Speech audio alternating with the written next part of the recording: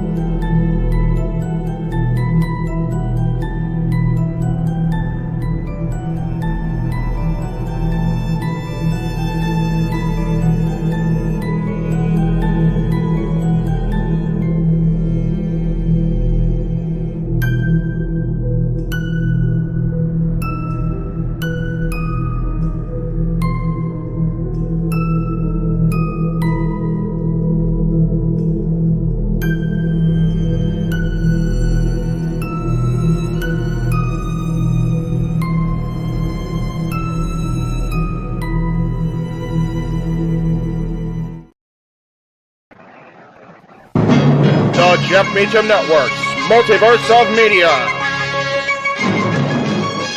For over 15 years, the recognized symbol of excellence and the standard bearer in coverage of sports and entertainment.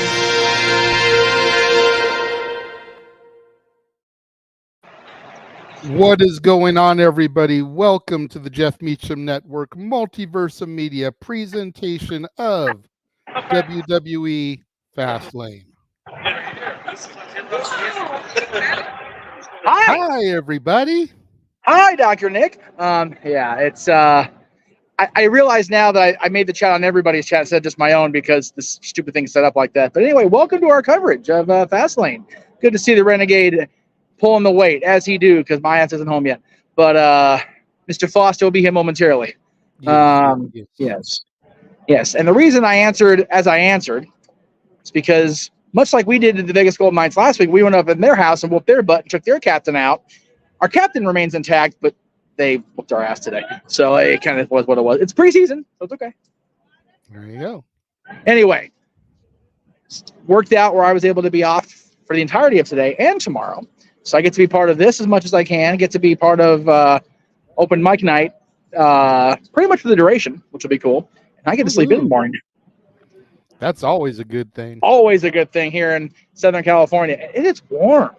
Like, I woke up at the hotel, I'm like, it's warm outside. It's some bullshit. Right? I'm not happy with this October warmth. Like, I get it's usually warm out here in October, but I was not prepared. Mother Nature is still on her bipolar coaster this year. Goodness gracious. Anyway, I'm rambling, but we have a lot to actually we have 5 matches to cover. So why am I bitching?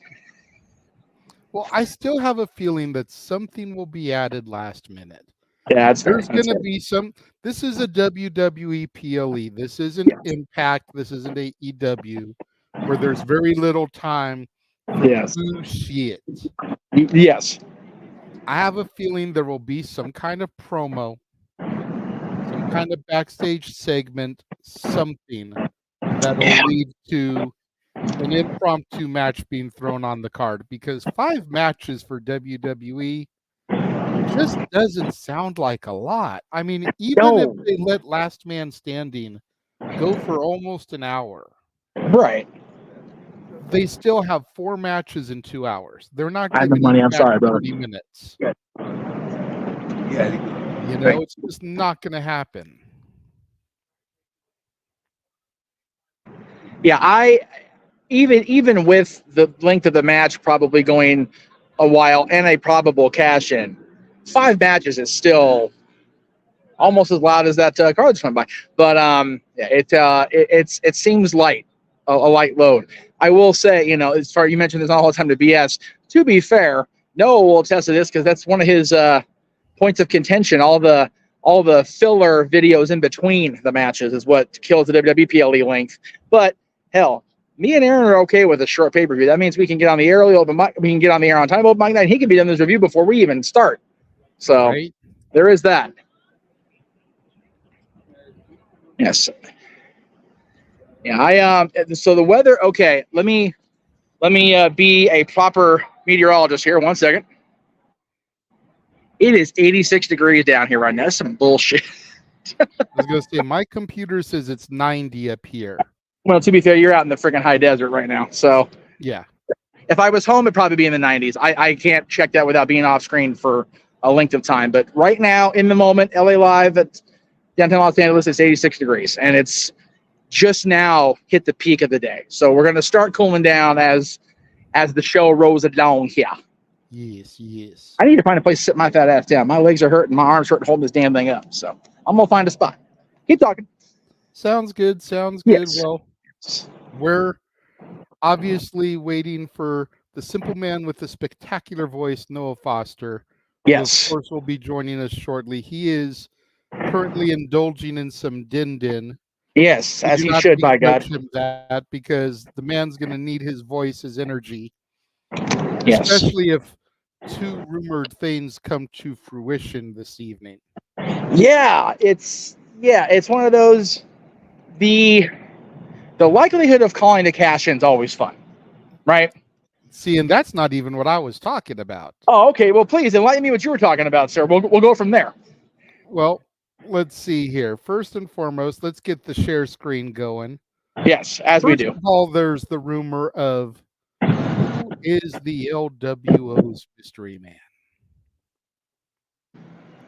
Now, the key here for me is Rey Mysterio saying that he needed to make a phone call.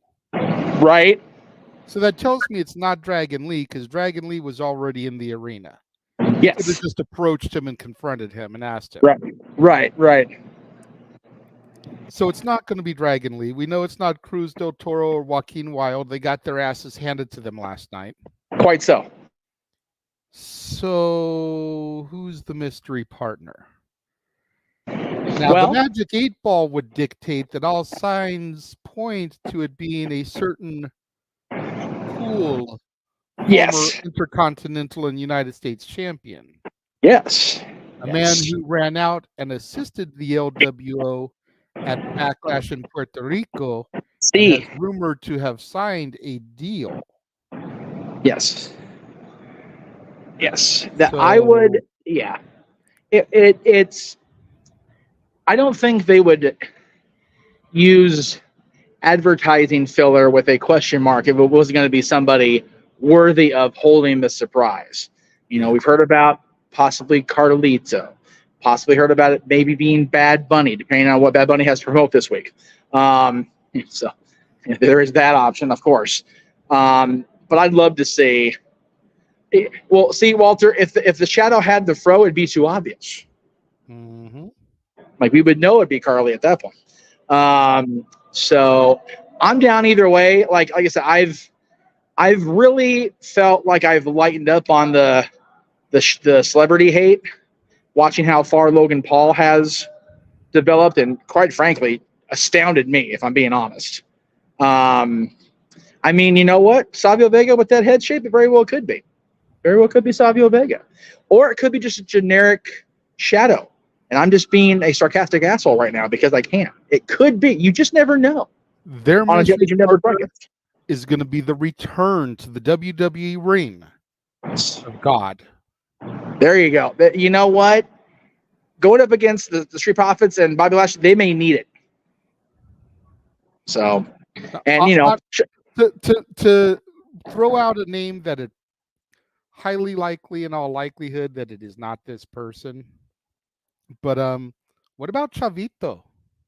Yeah, you know, I was thinking that, and then I thought, is the long term of bringing in Chavito worth not bringing in Carlito, not the return of Bad Bunny for a night? You know, I just, and again, Chavo and Ray were always better on opposing sides, I felt. And but how long is Santos Escobar going to be okay playing second fiddle to Rey Mysterio? Well, but that's my whole thing. If it is Carlito coming in, it's definitely better because then Santos is third wheel, if we really think about it, because Ray is full-time and Carlito's going to get the pop. Santos is going to be like, fuck, like, what about me? So that could very well lead to what basically both prediction shows are talking about. We got to get that slow burn. We got to get the heel turn, and they're talking about being a slow burn. You have to actually like the match first, guys. Like, they didn't even let that match yet for that slow burn. Like, they got to really make us go, you know, this guy's justified whooping on that Mysterio ass at this point. So that's just me. I'm of the lookout, the outlook of anybody that's been rumored, I'm here for, because it's going to be a solid match. At the end of the day, but to that point, if they bring in Carlito, does that mean Bobby and the Profits still win? That's the thing. Do you burn Carlito's return on a loss? And the only way I see that being feasible is if Carlito is the one that actually takes a loss and it frustrates Santos so much. That's where I see that being a thing. But there's nothing to talk about for this first hour. We got nothing to discussion. I mean, yeah, it all makes sense. I mean, it's tricky because on the one hand, you can't job Lashley and the Profits out. They're gaining way too much momentum. But at the same time, you don't want to job Carly out if it's his big return. Yeah. So do you do some kind of disqualification schmoz? Build it towards Survivor Series, where hopefully by then Cruz and Joaquin are okay, and you can do a traditional 5-on-5 Survivor Series style. Yeah, and that's the thing about these filler pay-per-view or premium live events. It's, you know, that eventually all roads lead to the big four. Mm-hmm. So it's like, okay, how do we get there from here? Because we're in October. There's not going to be a WWE main roster premium live event again until Survivor Series at this point. Yeah. And then, like King Mike says, you can bring Mello and Trick in for the Lashley side. Yes, that's true. Yeah, if they have the NWO at a 5-man team, then Mello and Trick are easy slide in, with the thing that they're still building toward their blow off eventually too. They could have both sides getting ready to beef. Mm-hmm. Like Survivor Series is known for the craziness and the shocking things. By the way, speaking of that, I have something I'm gonna upload into the room here. I want you to put on screen because I was halfway sick by it, halfway like really by it, and I had to show everybody this because I knew I was gonna be on tonight. So just give me a second here. Let me load it into the screen here. So inside the crypt here, we have a thing called Art of the Game, where they have like autographed pictures, posters of some of the biggest sports names, throughout the sports world. Mm-hmm. And a lot of times there'll be pictures for wrestling. That is not a Photoshop. That is a signed copy of the moment in Montreal, signed by both Brett and Sean. But Brett will never reduce himself to making money off the Montreal thing. I mean, I feel you, but I think once they buried the hatchet. No, I know. I was like, it'd be one thing if he like signed like the match graphic or like, something to do. He signed the moment. Like, damn. Like that's literally about half second before Earl turns to Mark Eaton and upheavals the wrestling world. Like, ooh. I'm walking through going, I got to show that off on the show. Right. Because they had that. They had one of Bruno being bloody in the garden because that was Bruno did. And then one of King Booker right after he became the world champion. So there you go. Anyway, I just wanted to share that. As far as this, the fact that we're talking about it so much is cool for me. Emmanuel's got a point. You need to get Hebner's signature on it just for the giggles. Dude, if they had Earl signed it and Brett knew that Earl signed it, that'd be like, okay, that's just straight up pouring out at that point. Like, damn. Let's just get every money I can out of this since I already got screwed anyway. Jesus Christ. Well, let's move on to the match that is rumored to be starting the show this evening. Yes. And I say rumored because Triple H didn't announce it. I haven't seen it on WWE's Twitter. But some other internet wrestling journalists claim that this is the starting match for the evening.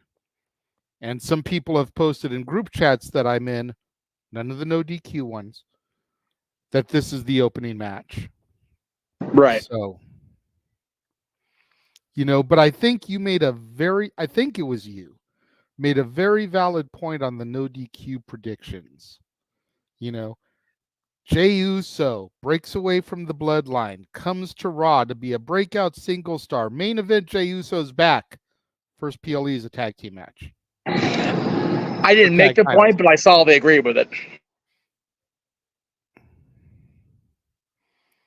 Okay, I forget who it was. I thought it was you, but yeah, it's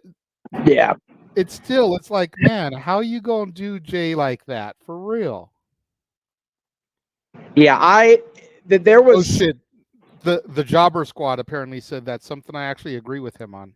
Shit. Row. Well, now you've done it. Feel the floor. Hell's freezing over. Are the Eagles going on tour again? Oh wait, yeah, they are. Well, they are, but not till they'll be back in LA till January, which will be cold anyway. Well, cold for California, put it that way. There was discussion in the room about Jay and Cody winning, and then the reason they win is because of more miscommunication with the champions, and that's what leads Priest to go, you know what, the hell with this. And that's why he cashes in the main event, at least for my I think what I ended up going with, because I changed picks like 4 or 5 times. I drive poor Noah crazy on the graphic, on the prediction sheet. I think what I ended up going with is champs retain. And then, no, I'm sorry. I went with new champions, and that's what leads to Priest cashing in. Because even if Cody and Jay do win, they can always lose it back on Monday to Balor and JD McDonough, which is what I think should happen. Because, like you said, Jey Uso doesn't need to be in a tag team long term. That defeats the entire purpose of him coming to Raw. Agree. But a momentary win to further drive that wedge between Balor or between Priest and the rest of Judgment Day, then you've got money in the bank. It's fair. Chris Rotz is saying that Judgment Day retains with Drew costing Cody and Jay the match. It's an interesting take. Cape Rayer says that the only way Cody and Jay lose is if Roman interferes. I don't know about Roman interfering, but it did look like there was an alliance made between Mommy and the Wise Man. What if Jimmy costs his brother the match? What if Solo costs his brother the match?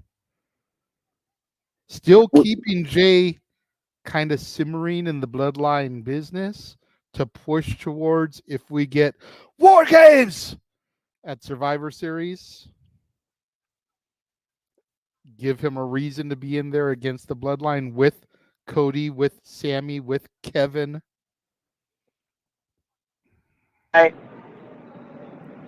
I think we ultimately need to keep building toward Jimmy versus Jay. That has to be on one night of WrestleMania. Agreed. But you don't blow it off at Chicago. You don't blow it off in Tampa. You push that toward Philadelphia. So yeah, you can get teases of it. Again, like you said, if there's a War Games match, you can have them go toe-to-toe for a few minutes. Yep. In the Rumble, they can go toe-to-toe at each other, trying to save Roman or get a shot at Roman. And then you get that full-on match in Philly. In the city of brotherly love, brothers come to blows. Correct. And yes, by the way, thank you to Matthew. If you're watching Collision, cool for you. Throw that up. I just happened to notice it. If you're watching Collision, cool for you. Give TNT the ratings. Lord knows they need it. Just don't tell us about it. Yeah, I was going to say, granted, right now it's just pre-show for WWE. So at least, you know what, AEW, you beat WWE for 1 hour. Let's see if your ratings tank come 5 o'clock. Or come Tuesday. And we will get into that on open mic night. Oh, yes. But, I mean, yeah, it this hurts. Okay, there we go. And then we'll just go ahead and move on to the match that will most likely main event, since we're talking about the bloodline, since we're sticking with the tag team theme here. Solo and the man who has shoehorned himself back into the bloodline, Jimmy Uso, versus, according to WWE, the greatest of all time, and the man who's got everybody saying his name, Mr. L.A. night. Yeah. That was good and synced up. I like that. That was good. I told Noah last night on Simply Predicting. This is the easiest match to predict out of the entire night. Really?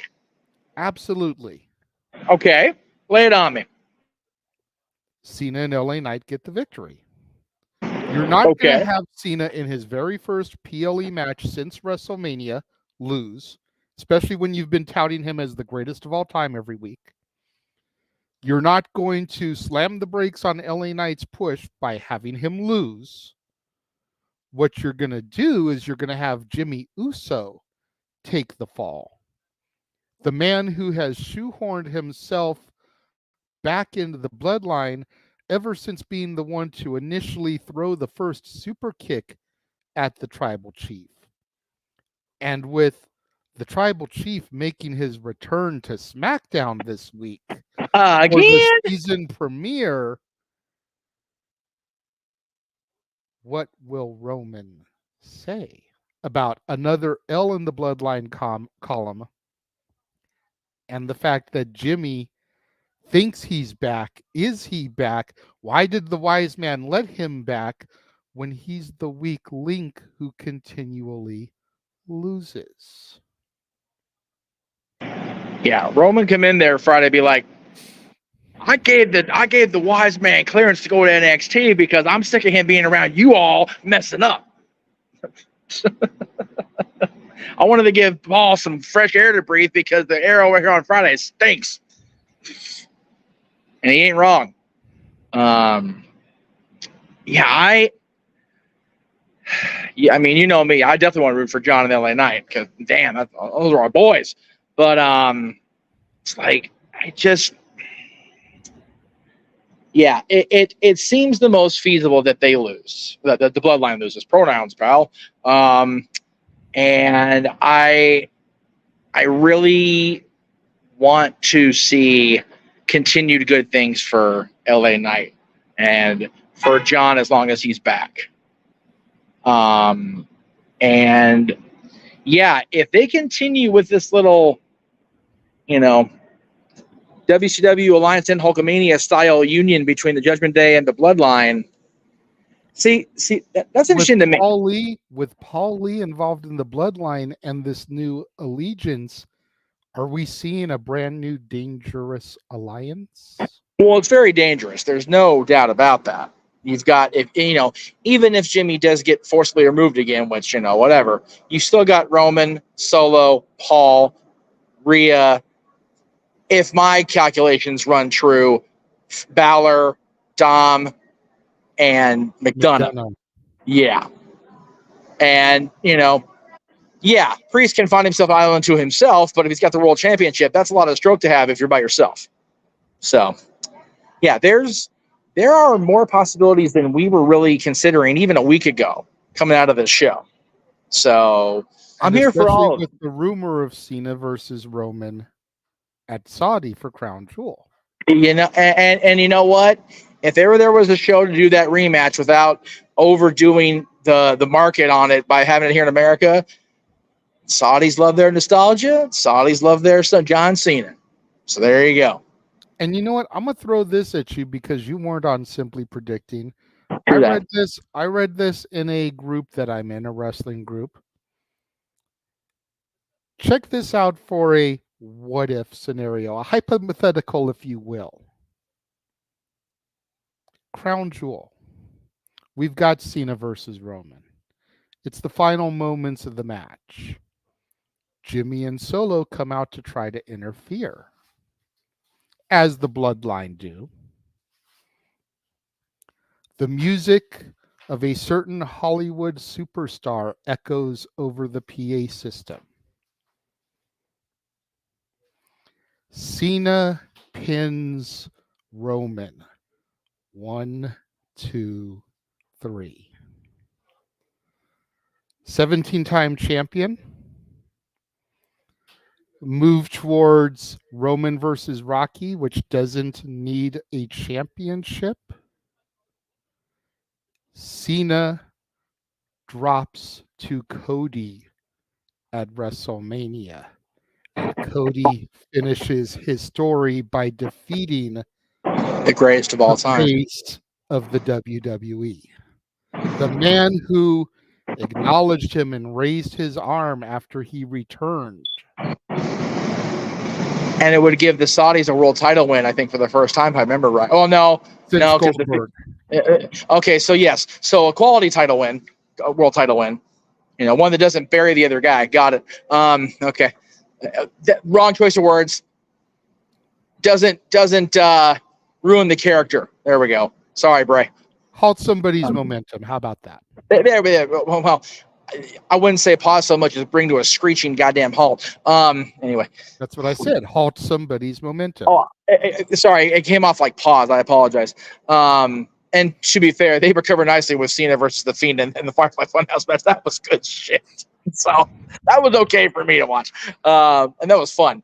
Anyway, I love that. I love every bit of that. And we've all been talking for 3 years. What's going to be the end game? That is a perfect scenario. Whoever wrote that in that group needs to be acknowledged themselves. So that's good. That's tremendous. I don't remember who wrote it, but I'm totally taking it and running with it. And seriously, whoever that author was, I acknowledge them because that was awesome.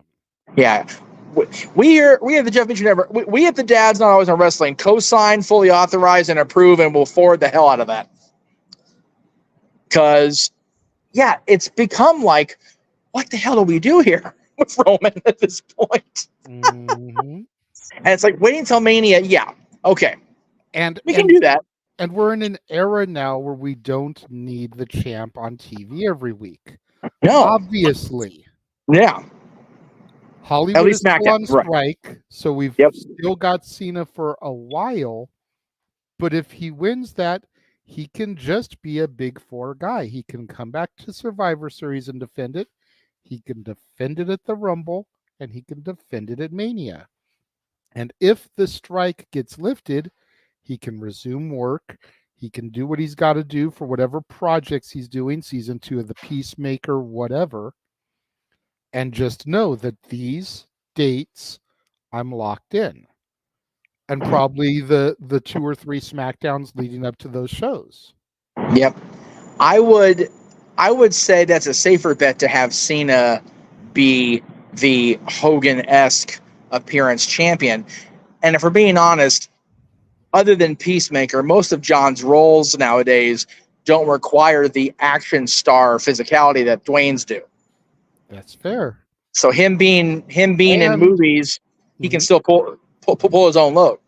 That's true. And being a Hollywood star, there's the late night talk show circuit. Yep. Red carpet premieres, all with that belt on his shoulder around his waist. Exactly.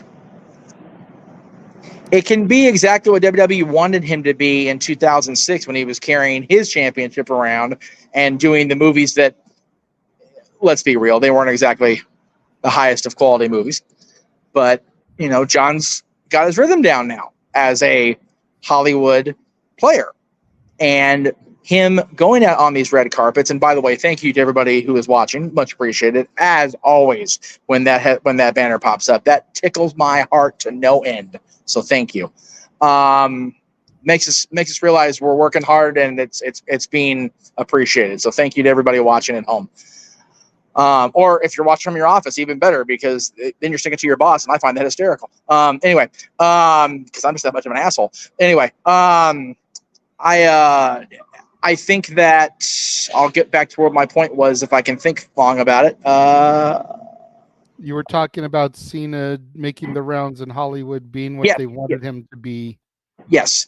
Yeah. It's refreshing to me that John can do that now. And yes, you and I have talked about it privately. We talked about it on the air, the fact that he's very much become, you know, the Dwayne he criticized 10 years ago. But he's also acknowledged that himself, that he's, you know, that was his bad in doing that.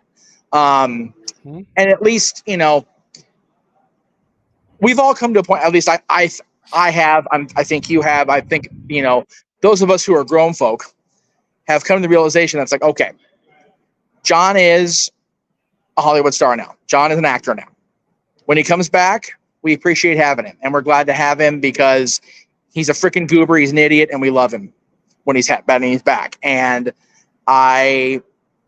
even having him being, like I said, that Hogan level appearance, a number of appearances, world champion, I'm here for it because that means, like you said, Cody can finish his story against somebody that he hasn't been in the ring with, in a program with. I know John and Batista beat Cody and Ted for the tag titles for like 7 days or whatever, but we've never seen that definitive Cody Rhodes versus John Cena feud, because by the time Cody was at a level he could have been in that spot, John was already 1 foot out the door. So, or Cody was in AEW. So I'm here for that. I'm here for Roman. Again, now that we're allowed to say Saudi Arabia, not country, redacted, I'm all for dropping the title over there and giving them a quality championship win and a quality champion to carry it going forward.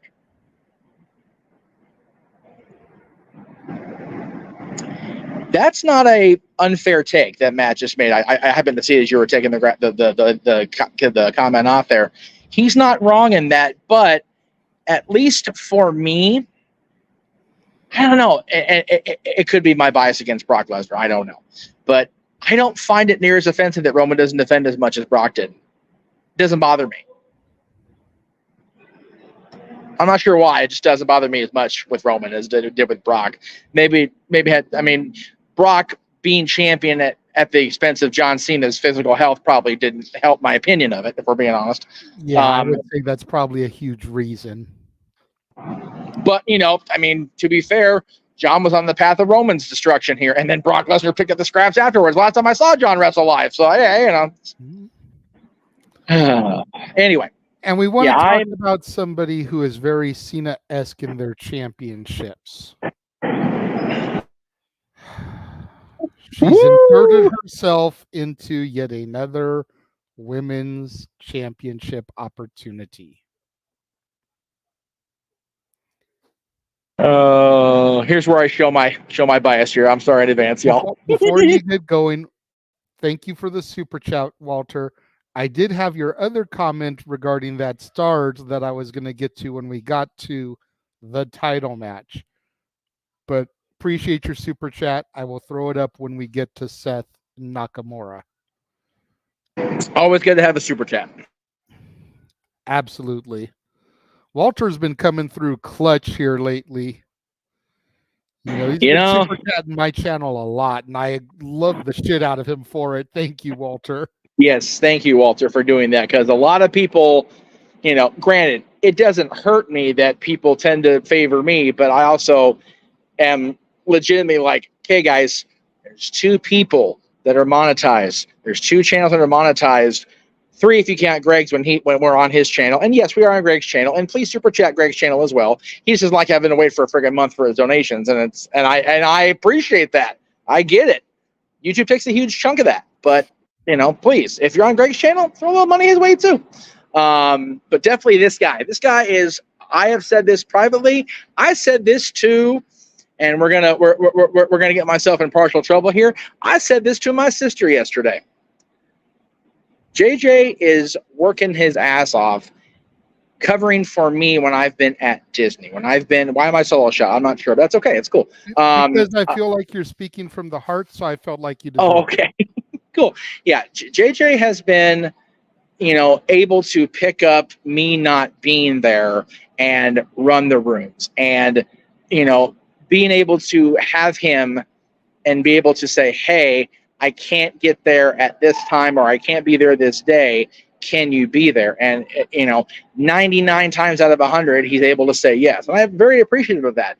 At the same time, the majority of what I ask him to cover is also on his channel. So I only ask you guys, and this is coming from the heart, and I absolutely mean this when I say it. If you're going to feel compelled to super chat right there on the spot, consider who's doing a lot of the work. Yes, my face is all over this. My name is usually on the marquee. It's not right now because I have a solo shot and we don't have the thing up right now. But End of the day, JJ's working as hard as I am. Honestly, some days twice as hard because I'm not there at all. And yes, Noah and JJ are shining stars on this channel, both on commentary and in JJ's case behind the scenes. So I fully endorse, acknowledge all the cliche words. Get this man, get the monetization every month. Get into the thresholds. The word I was trying to come up with, because right now, and we've all, and I'm gonna totally go inside baseball with everybody.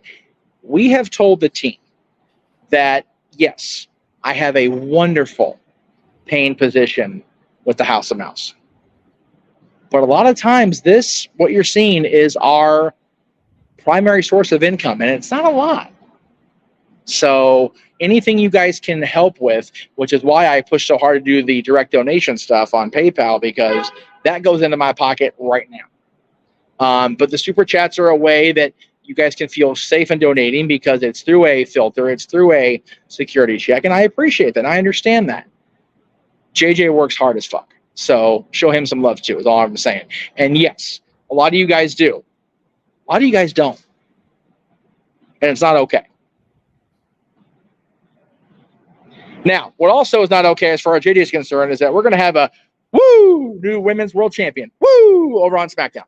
Anyway, I predicted her too. What's not okay is the fact that she's interjected herself into another fucking title match. No, I know. Every time there's a promo and they begin talking about, oh, well, I want my title match. I want a title match against you. I want a shot against you. You hear, oh, hail the queen. And it's like, we're not doing it without me, God damn it. That's right. But yes, as much as it pains me to say it, and I when I did Simply Predicting last night, I even said it just like this. You ready? Charlotte wins. Like, it pained me in my soul to utter those words. Yeah, see, well, like saying Beetlejuice 3 times and he's just going to magically appear. You say Charlotte Flair 3 times, all of a sudden she's got the fucking women's title again. Well, and I agree with Matthew.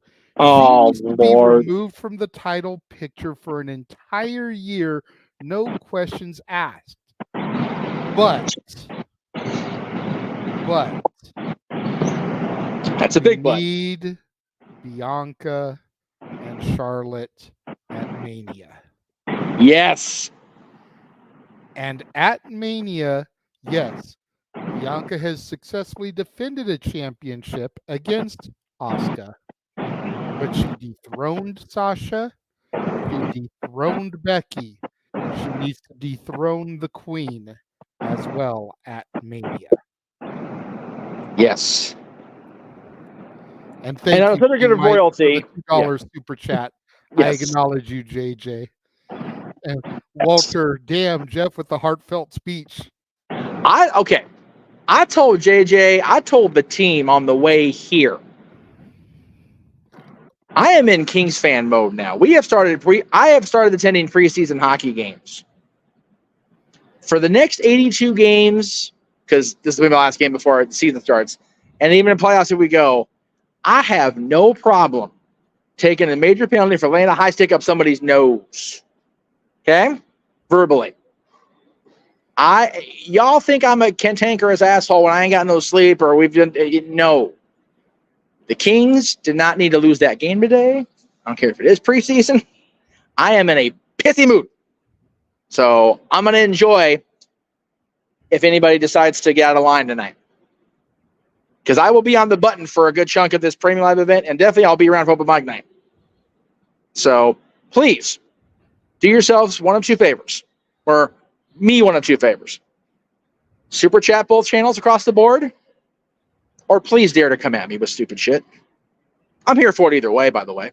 I'm all about making money, but I am just as much about getting frisky with people today. Fair. But also keep in mind, Walter, and you know this because we've talked about it. We went into Vegas. Listen to me. The Kings went into Vegas last week, done, whooped on that ass, and took out their captain. They came into our house tonight and made us pay for it. Yes, our team is still intact, no injuries, but yeah, we traded victories in the wrong houses. Now I got to be in Vegas next weekend on business. Mm-hmm. God damn it. And I will agree with what Walter said prior to that. Saying that the Young Bucks were going to win last week hurt me more than saying Charlotte. Accurate. Especially since I called Nick Jackson to dethrone Ray Fenix as well for the International Championship on Wednesday. Thank God that didn't happen. That's one of those, the world's going to be put back on kilter because Mox is going to regain it at Title Tuesday because it wasn't supposed to be lost in the first place. Well, I'm sure the Los Angeles Kings suck, but the Los Angeles Kings don't. So you can sit on timeout there, dipshit. Thank you for sharing. Anyway, moving right along. I'm telling you guys. I'm telling you. I am not kidding today. Anyway, yeah, this one, I honestly do want Io to retain, if I'm being completely honest, because I think there's still plenty of story to tell with her as champion. They're just not letting her break away from Bayley and Dakota, and it's driving me crazy. Like, Io has the potential to shine on her own. They just won't let her. And we keep hearing about, they may have re-signed Kairi Sane. It's like, okay, then have her come in here and clean house tonight and help Asuka win the championship. Just something different. See, but from what I understand, Kairi did sign. She has put ink to paper. But she had dates in Japan that were pre-obligated that she needed to wrap up before she could come back stateside. I'm expecting to see her debut or re-debut in the Rumble as well. I don't think we'll get her prior to that. I don't know what dates she has obligated. That would probably be a more Noah question. But I don't think we see Kairi Sane until the Rumble. Which is fine too. And I like Io, but her championship reign has been lackluster. Very much so. Very much akin to Liv catching in last year and like, okay, now what? Well, see, Liv, I think, was better. I just think people didn't buy Liv against Ronda Rousey. Fair. If they'd put Liv in there against just about anybody else, I think it would have been a little bit more believable. But she cashed in and then retained against Rowdy Ronda Rousey, the baddest bitch on the planet. Yeah. That's different. And at a time where the fans couldn't decide they loved or hated Ronda, which was so frustrating. You know, Io is good. I love watching Io work in the ring. I do too. But when you throw her in there against your Asukas, your Charlottes, your Baileys, your Biancas, you almost Paul Roma her by default. It's like, really? Yeah. It's like, why isn't she feuding with Shotzi? Yeah. Shotzi's coming after Bayley. Why isn't Shotzi trying to get that title? Right. You know, why isn't Shotzi demanding a title match? Yeah. Io, the Paul Roma comparison, while, we don't like Paul Roma very much on this channel, it's fair because both of them technically sound as a pound. Mm-hmm. But their charisma, black holes. Mm-hmm. Like, Io's got the personality. She just does, she's got a personality, but she's not going to out-personality the other two in this graphic alone. She's not going to out-personality the other two in her own fucking faction. Right, exactly. That's the problem.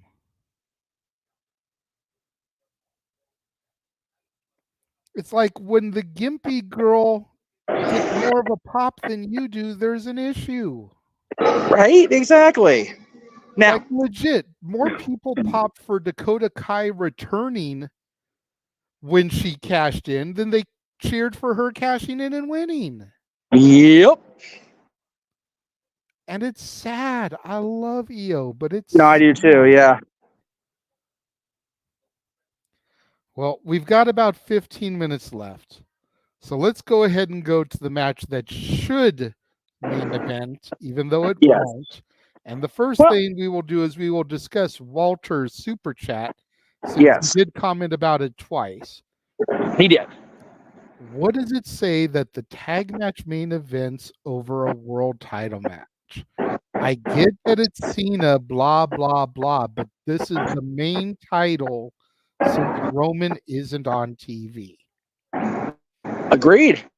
And I totally co-sign with where you're coming from, Walter, and especially with this being a last man standing match. Yes. But at the end of the day, it is John Cena in his first PLE since WrestleMania, and it's the Bloodline, the hottest storyline in the last 3.5 years. Yep. This match, championship match or not, last man standing match or not, is not as compelling of television as the Bloodline. And that is sad. And I love what they're doing with Shin, but I don't think that they're going to pull the trigger on him. And that's what makes it even worse, is they've done this to Shin with this heel turn now, and this allowing him to speak Japanese, which even 5 years ago, WWE would have been like, no, can't get over without speaking English. But allowing him to cut his promos in Japanese and putting the translation on the bottom of the screen has been so good for this heel turn. Because the way Shin delivers his dialogue in his native tongue makes it sound even more menacing.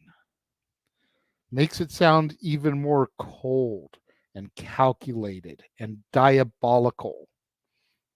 You know, the other brand calls a son of an Oompa Loompa the cold-hearted, handsome devil. When Shin starts cutting his promos, god damn if he's not a cold-hearted, handsome devil. Right? And more believable of a villain. Yes. No, I agree. And I think it's almost assumed by the audience that this is going to end up going the way of neither man in this graphic. Like it's almost like, oh, okay, well then Priest will cash in because the story's going nowhere. And what do they do next with either one of these guys? Yeah. I told Noah, and maybe somebody on the No DQ prediction panel said it too, and I just kind of ran with it, but Seth retains in a knockdown drag-out match, but it is last man standing. How much punishment is going to be done to him? And then what's Priest's finisher? Yep. A blow to the back at the end of the day. Yep. And that's, yeah. But what I had said was, you know, it's a Rocky Apollo finish where Seth makes it back, gets the count, and then he collapses again, and out comes Mr. Money, Senor Dinero en el Banco. I'm going with the way it should be said. Stupid multiple. Anyway, here out comes Priest. Yeah. And by the way, let me, before we hopefully bring our third man in, the person that I timed out that put another comment up, that's how you should have started in the first place, with positivity.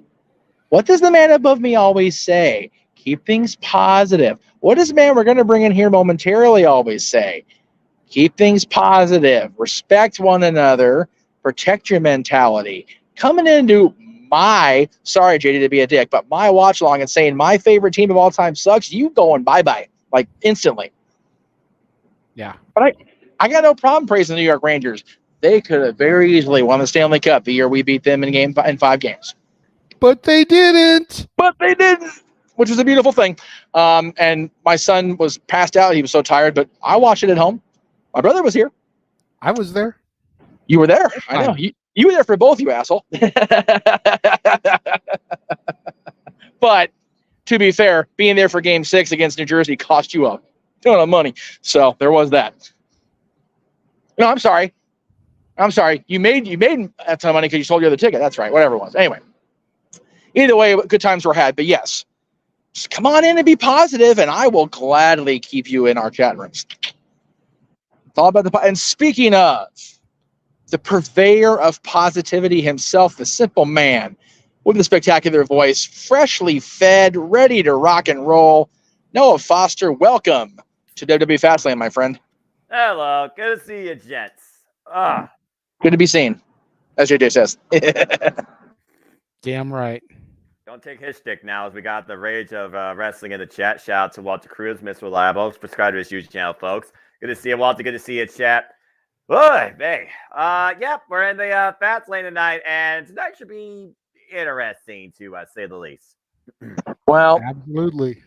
To play off what Aaron was saying when I was on the show with him the other night, you know, it is definitely life in the fast lane. And Noah, if these rumors are to come to fruition, you will surely lose your mind throughout the course of the next 3 hours, my friend.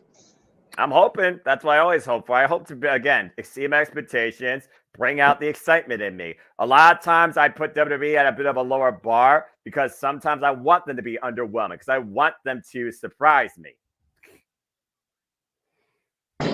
You know, the chat makes it so hard for me to not just criticize Excalibur on the regular, but I can't help it. And look, JJ and I have both had to kind of curtail it on most occasions. But we were involved with so many people at PWG, positive and negative, that, you know what? If we happen to have something better in our presentation. Holy shit. What the fuck? Jade Cargill is at the arena. Oh. And she is shaking Hunter's hand. Well, JJ, I think let's just get a freeze that smile if you can. That's gift worthy right there. I think JJ's night just been made. That bitch is in the building in Indianapolis. And let me just say, what isn't she wearing? Jesus Christ. JJ. Life in the fast lane surely makes you lose his mind. Who needs a freaking girl with a checker flag when you got Jade Cargill on your screen? Good grief. Great. Yes, and keep in mind that not everybody's feed is exactly the same, so try not to post comments until we call the action. Acknowledge them. Yeah. Because Matthew posted that before her SUV even rolled up. Well, so spoiler alert. Well, you know, a few seconds. Give or take. It confused me because Noah came on screen. Jade on screen. I'm like, you know, I'm not a blind man, but I don't think Noah looks like Jay Cargill. But okay, hey, you know. I mean, the last time I checked, I'm not either. And Jesus, that was random. And then all of a sudden, I just see that coming out of the vehicle, and I'm like, okay, business might have just picked up. Yes, quite so. Well, I'm going to wander. To go back really quickly to what Emmanuel said, yes. His sister heard that a certain someone might dance tonight. Yeah, that'll be Jey Uso if he does the Haku. We did say on Simply Predicting that if we got enough super chats, this man was gonna whip in Nene tonight. Fuck that shit. That ain't happening. What? I don't even know how the fuck that. I don't even know what the fuck that is. I remember that being a category on Pyramid for some reason. And that was during the Michael Strahan Pyramid, which most people don't even remember. Dick Clark. Oh, speaking of, you mentioned Emmanuel and Arlene, going back, you know, briefly, I don't mind. Well, okay, anyway, we'll talk about that during Open Mic Night because that's more of an Open Mic Night topic than is a Fastlane topic. But yeah, going back to the match that Noah came in on, what? Dude, they are obsessed with having you do the Macarena. I swear to God. Why are they having? Why does everybody want a dance from 6th grade done in 2023? 6th grade. God damn, I feel old. You saying it was in 6th grade for you, Jiminy Crickets. Anyway, Let's not go down that road. Anyway, yeah, continue. no, that's definitely up and down the only road of faith. Anyway, We did just get a super chat from Walter. Another one, $5. Thank you very much. He says, sharing the love, but goddamn, Jade on my TV looking sexier than ever. Take notes, TJS. That's something you lust after or make your dumb jokes about. If you have a very small mind, but I digress. Okay. sorry, I was looking for that bus that just nailed TJS courtesy of Walter. Give me a sec. It was over in the fast lane. Okay, we're good. We're good. It passed by. Yeah, it's in the fast lane in Indianapolis. There you go. Yeah, the night, and it was over 50 miles per hour, so it didn't explode. Yeah, I understand that reference. That's a good one, Noah. That is a good one. That's a good one. Movies, that's a good dig there. I try. Well done, Mr. That was a solid take. Yeah. Golf clap for that. Very nice. Very nicely done. Like I said, when I was once a wee lad, I watched movies, and yes, I have seen Speed. So, JJ, when we first came on the air for this pre-show, the game was already over, and I was making my way to the parking because they're gonna let people in for Meet the Players, right? I told you that. Mm-hmm. Take a look behind me. Can y'all see the crowd of people back there? Yes. They are still waiting to go inside to Meet the Players now, and it's almost 5:00. Jesus. This is why I don't do shit very often with the Kings anymore. That just goes back to their popularity, I guess, and the fans support. It is wonderful to have this team. Organized nature of the Crypt staff. I was going to say this is awesome that we have this many season ticket holders that are going to this event. That's so cool. But I'm going to briefly, before we go on the air with the coverage of the show, call out Mr. Anschutz and his company again, because the continued disorganized cluster nature of our events outside of the games is just mind-numbingly consistent, and it's obnoxious after over 25 years of ownership from this company. It's like, come on, guys, get it together, man. This is ridiculous. Anyway, I'm not in the line. I'm just watching from across the street because I get to be part of this presentation instead. I'm here for it. Woohoo. No. I'm leaning on a nice cool wall because I'm in the shade. That's even better. And the sun's going that way, so I'll have shade the rest of the night. There you go. Well, once again, as we are just a couple minutes from the actual show going live, we do want to take a moment to acknowledge everybody. Thank you very much, as we do have people watching on all 5 channels within the Multiverse of Media presentation. Thank you. We greatly appreciate all that you guys do to tune in and support us. Yes.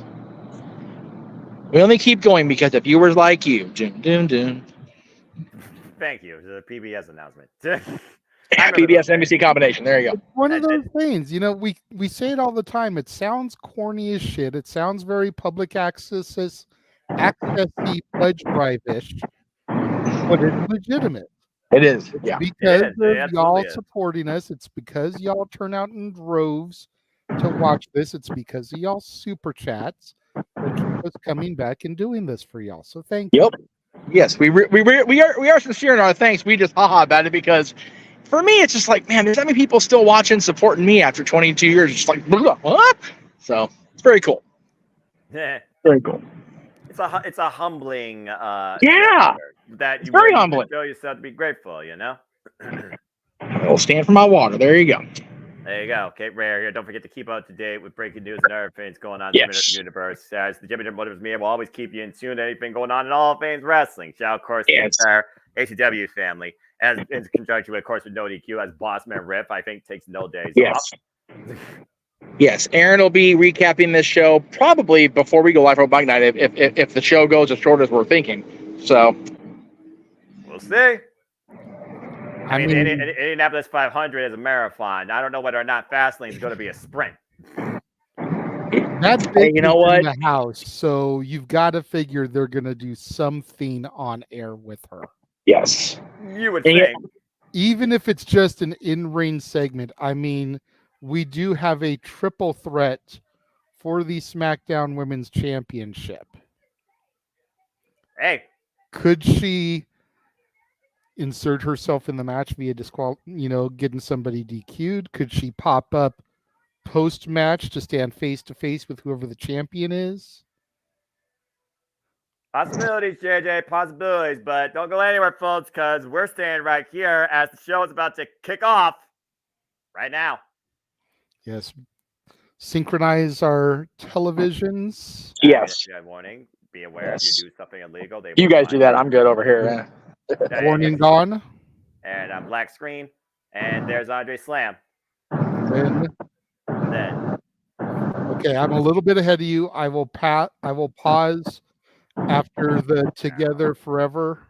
Yeah, after the Together shows up or after it fades away. Forever. It's always 1 or 2 seconds to stream. I'm sure it's gonna probably outsync, but we'll try to stay in sync with the first match. As the logo's there and there's Together. All right. Yeah, cool. And black. Black. Perfect. All right. That should do it. The Speedway. Of course. Got to use footage. The irony, but yeah, the irony but sucky thing is, the show, of course, airing on Peacock United States.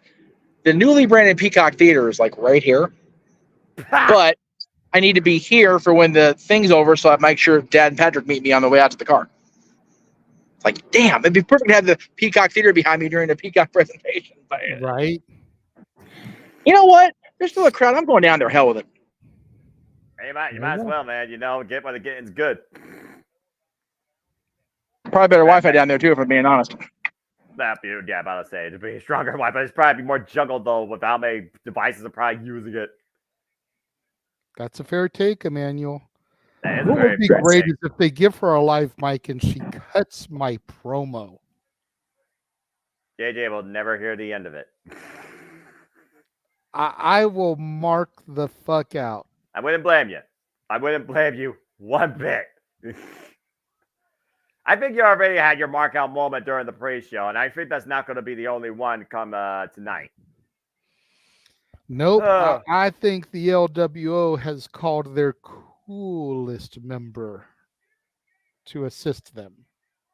We'll see soon enough if, again, we'll see how cool the LWO is and if they can outshine Bobby Lashley and the Street Profits. We're also going to see who could outlast one another in last man standing for the WWE Heavyweight Championship. And as you alluded to, the Queen takes center stage against the Empress and the Genius of the Sky, Champion of the Sky, as the WWE Women's Championship will be on the line. And Judgment Day will definitely be taking center stage, defending the WWE Undisputed Tag Team Championships against 2 tag team specialists in their own right, Cody Rhodes and Jey Uso. I'm trying to find my family so I can have Dad say hi like I did last week, since we're both actually more sober, way more sober than we were last week.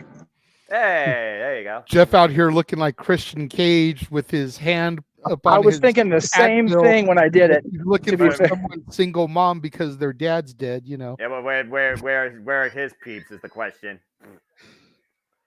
Well, that being said, his peeps are the thousands of thousands out there at the Staples Center lot. Fair point. As we are live.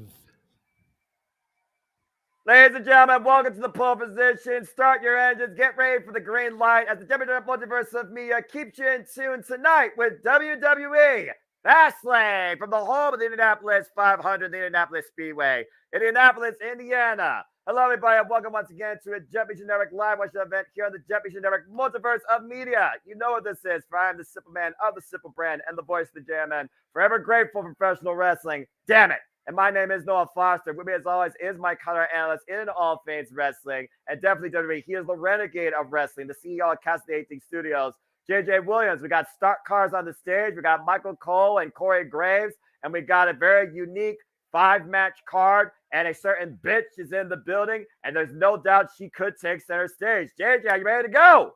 I am ready to go, man. You talk about a interesting show and an interesting card and all that stuff. What the hell is Corey Graves wearing? You want to talk about interesting? But I digress, as it looks like we are about to kick things off with the match that was rumored across the internet to be our opening contest, as main event Jey Uso, broke away from the bloodline, came to Raw to stand on his own 2 feet, and his first PLE match is a tag team title match alongside the American Nightmare. Whoa! Cody Rhodes as his partner to take on the Judgment Day brethren with issues. Damian Priest, Senior Money in the Bank, and Finn Balor. And you gotta wonder if Senior Money in the Bank is going to be pulling more than one job off tonight, either in success or in failure. Shout out everybody across the JMN with me that are tuning in. Please like, subscribe, comment, tell a friend. Please, no spoilers for Collision. And if you want to dictate the conversation, donate to dictate. Super chat. It is as simple as that. We are also joined, as we saw moments ago, by the man whose name is not right now on the marquee because it is down. Jeff motherfucking Meacham. And I think his pop was also with him too. So it's good to see those two gents down there at the bottom screen as we got our video packages. And to your point, JJ, from main event to opening match, from top tier singles World Heavyweight Championship to the WWE Undisputed Tag Team Championships that are still irrelevant the day that Kevin Owens and Sami Zayn lost them. And of course, Kevin Owens and Sami Zayn lost them at WWE Payback in a street fight. A united front, the parts of the sum versus the sum of the parts, is a whole different dynamic here tonight with Cody Rhodes and Jey Uso. Again, both incredibly talented top singles stars. But Jey Uso has been more primarily known as a tag team specialist during his whole career. And now he unites with the one person that has welcomed him to open arms to Monday Night Raw, Cody Rhodes. And we're going to see if judgment falls in favor of the challengers tonight, or once again, does the Judgment Day execute their form of punishment and continue their ways of dominance. These video packages, though, man, I tell you. Right. I think the true question is how much adrenaline resides in Jey Uso's soul. And is it enough for JD McDonough to take control? Because there is no doubt that JD McDonough has played an infallible part in Judgment Day's dominance, including claiming the WWE Undisputed Tag Team Championships at Payback. Payback might as well have been called the Judgment Day, quite literally, because Judgment Day ran the entire show. As we saw also, it was, of course, Dominic Mysterio that won this past NXT, regaining the NXT North American Championship for the Judgment Day at the risk of angering his mommy, who's not in action tonight. But Cody Rhodes came to the aid to even the numbers against the Judgment Day. It's a very unique dynamic here when it comes to Jey Uso looking for a reset, and yet we're going back to his roots in tag team title matches. Both of these men have kind of lost their way or trying to find a new way. And I do wonder if tonight is the right starting point towards that. As the first lap of Fastlane is about to get underway here with our Undisputed WWE Tag Team Championship match. Oh, boy. Let's see what everyone's saying here in the chat. What do you think Rhea Ripley would defend? Book 2. Royal Rumble. When she's booked 2. Yeah, that too. All right. Go back inside the building, and Jey Uso makes his way inside first. Day one-ish. It's just me, Us. Gotta say, I like his new remix of the old Usos theme. Well, I mean, if anyone's been down since day one-ish, it's definitely the better Us, in my opinion. The tag team dynamic as good as Shawn Michaels and Mario Jannetty, but you saw which one shined to Providence, and that's Jey Uso. The people acknowledge him. The people believe in him. The people believe he should be right now to be undisputed champion. And we'll talk more about that later, I'm sure, when his brother takes center stage potentially in the main event. It's funny, man, when we were watching the Bloodline earlier this year and we were seeing everything go down with Sammy and the way that Jey was responding to Sammy and the way that Jey wanted to get Sammy out of this Bloodline, and Jimmy was the guy that always had his back, that was his buddy. Did we ever think that here 6-7 months later we'd be popping for Jey Uso and booing the shit out of Jimmy? Like, No. What a reversal of fortune here in these last few months, for real. Well, it just goes to show that Jey Uso has come into his own as his own man, while Jimmy Uso is just trying to still find himself and is desperate right now to find where he belongs.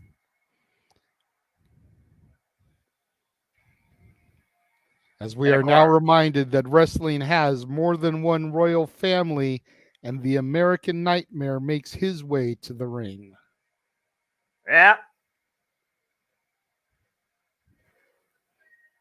Cody Rhodes, who overcame Brock Lesnar and garnered his respect at SummerSlam, now finds himself in the opening contest of this PLE for the WWE Undisputed Tag Team Championships.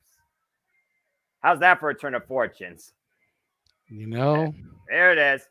Out the curtain, lights go up, I'm home. Whoa! Whoa! There it is. Okay, I'm still like a second ahead of you. Yeah. There we Well, go. as expected. That should be perfect.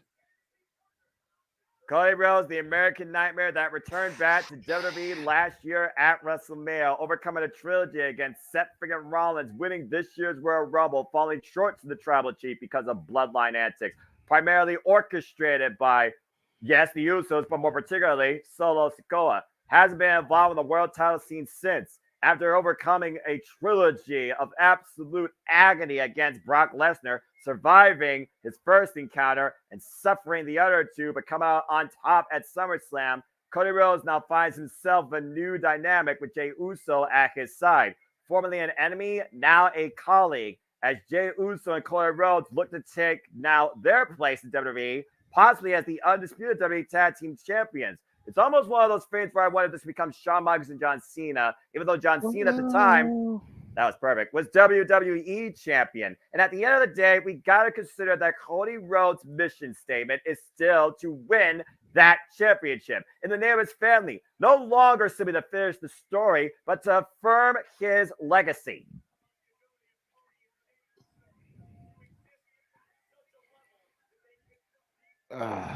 Boy, I got mixed feelings about this. Just taking it all in right now. I know. It's like, about this. On the one hand, man, you want to see main event Jey Uso have some success since coming to Raw. You want to see some gold around the American Nightmare's waist, even if it is just tag team championships. But at the same time, you don't want to pull the trigger on the Judgment Day yet. They are doing so good. You've still got Priest and Balor with the tag straps. Dom is once again your North American champion. Mommy still reigning supreme as the World Women's Champion. The only person who has no gold is the pledge, if you will, the honorary member of the Judgment Day, the man who hasn't been fully brought into the team yet, JD McDonough. So you don't really want to pull that trigger and have them lose the gold. Or should I say the pressed pennies? But I think it just makes more sense to have them retain. Well, also, you got to consider that they will have the numbers game. The Judgment Day loves to take advantage any way they can. All it's going to take is a ref bump or a minor interference. And you got, like you said, you got JD, you got Dominic Mysterio, you got Rhea Ripley, you have Judgment Day, the United Front, the most dominant faction in recent memory that controls Monday nights. And after what we saw on Friday night, there very well could be a super alliance of sorts that transpire here before the end of tonight. And also, to your point, again, is this the only time we're going to see Judgment Day act out? Because also, Damian Priest still has the Money in the Bank briefcase. And Seth Rollins still has to defend the WWE Heavyweight Championship later tonight in the Last Man Standing match. And we know he's been facing a compromised back for the last 4 years. There's many different butterfly effects that could come out of this tag team title match. Win, lose, DQ. But it doesn't matter as long as Judgment Day, and the Damian Priest's vest says, lives forever. And so far, that seems to be the case. What if tonight is the night that JD McDonough and his sacrifices make him an official member? You think about the sacrifices JD already took. He sacrificed his body at that announce table during that freaking street fight. He's also sacrificed himself to attack anybody that threatens the Judgment Day's dominance and their ways on Monday Night Raw. He's presented Damian Priest a true Judgment Day-esque Money in the Bank briefcase. I'm not sure what else he needs to prove besides literally making sure at this point, like you said, they retain their hold on the WWE Tag Team Gold. Bingo. He keeps them with the belts. And Priest still retains, still cashes in, still becomes new champion, and then he bestows his tag titles on him, making him an official Judgment Day member, making McDonough and Balor the tag team champions, especially since Balor's the one that's been pushing for McDonough to come into the fold anyways. Teacher, student, it would make sense for them to represent as the tag champs, with Priest as your world champ. A lot of what it is as this match is underway, and we start off with Jey Uso and Damian Priest. Damian Priest, who invited Jey Uso to join the Judgment Day when he first came to Monday Night Raw, since he didn't have a family. But Jey Uso says, no, I'm going to stand out on my own.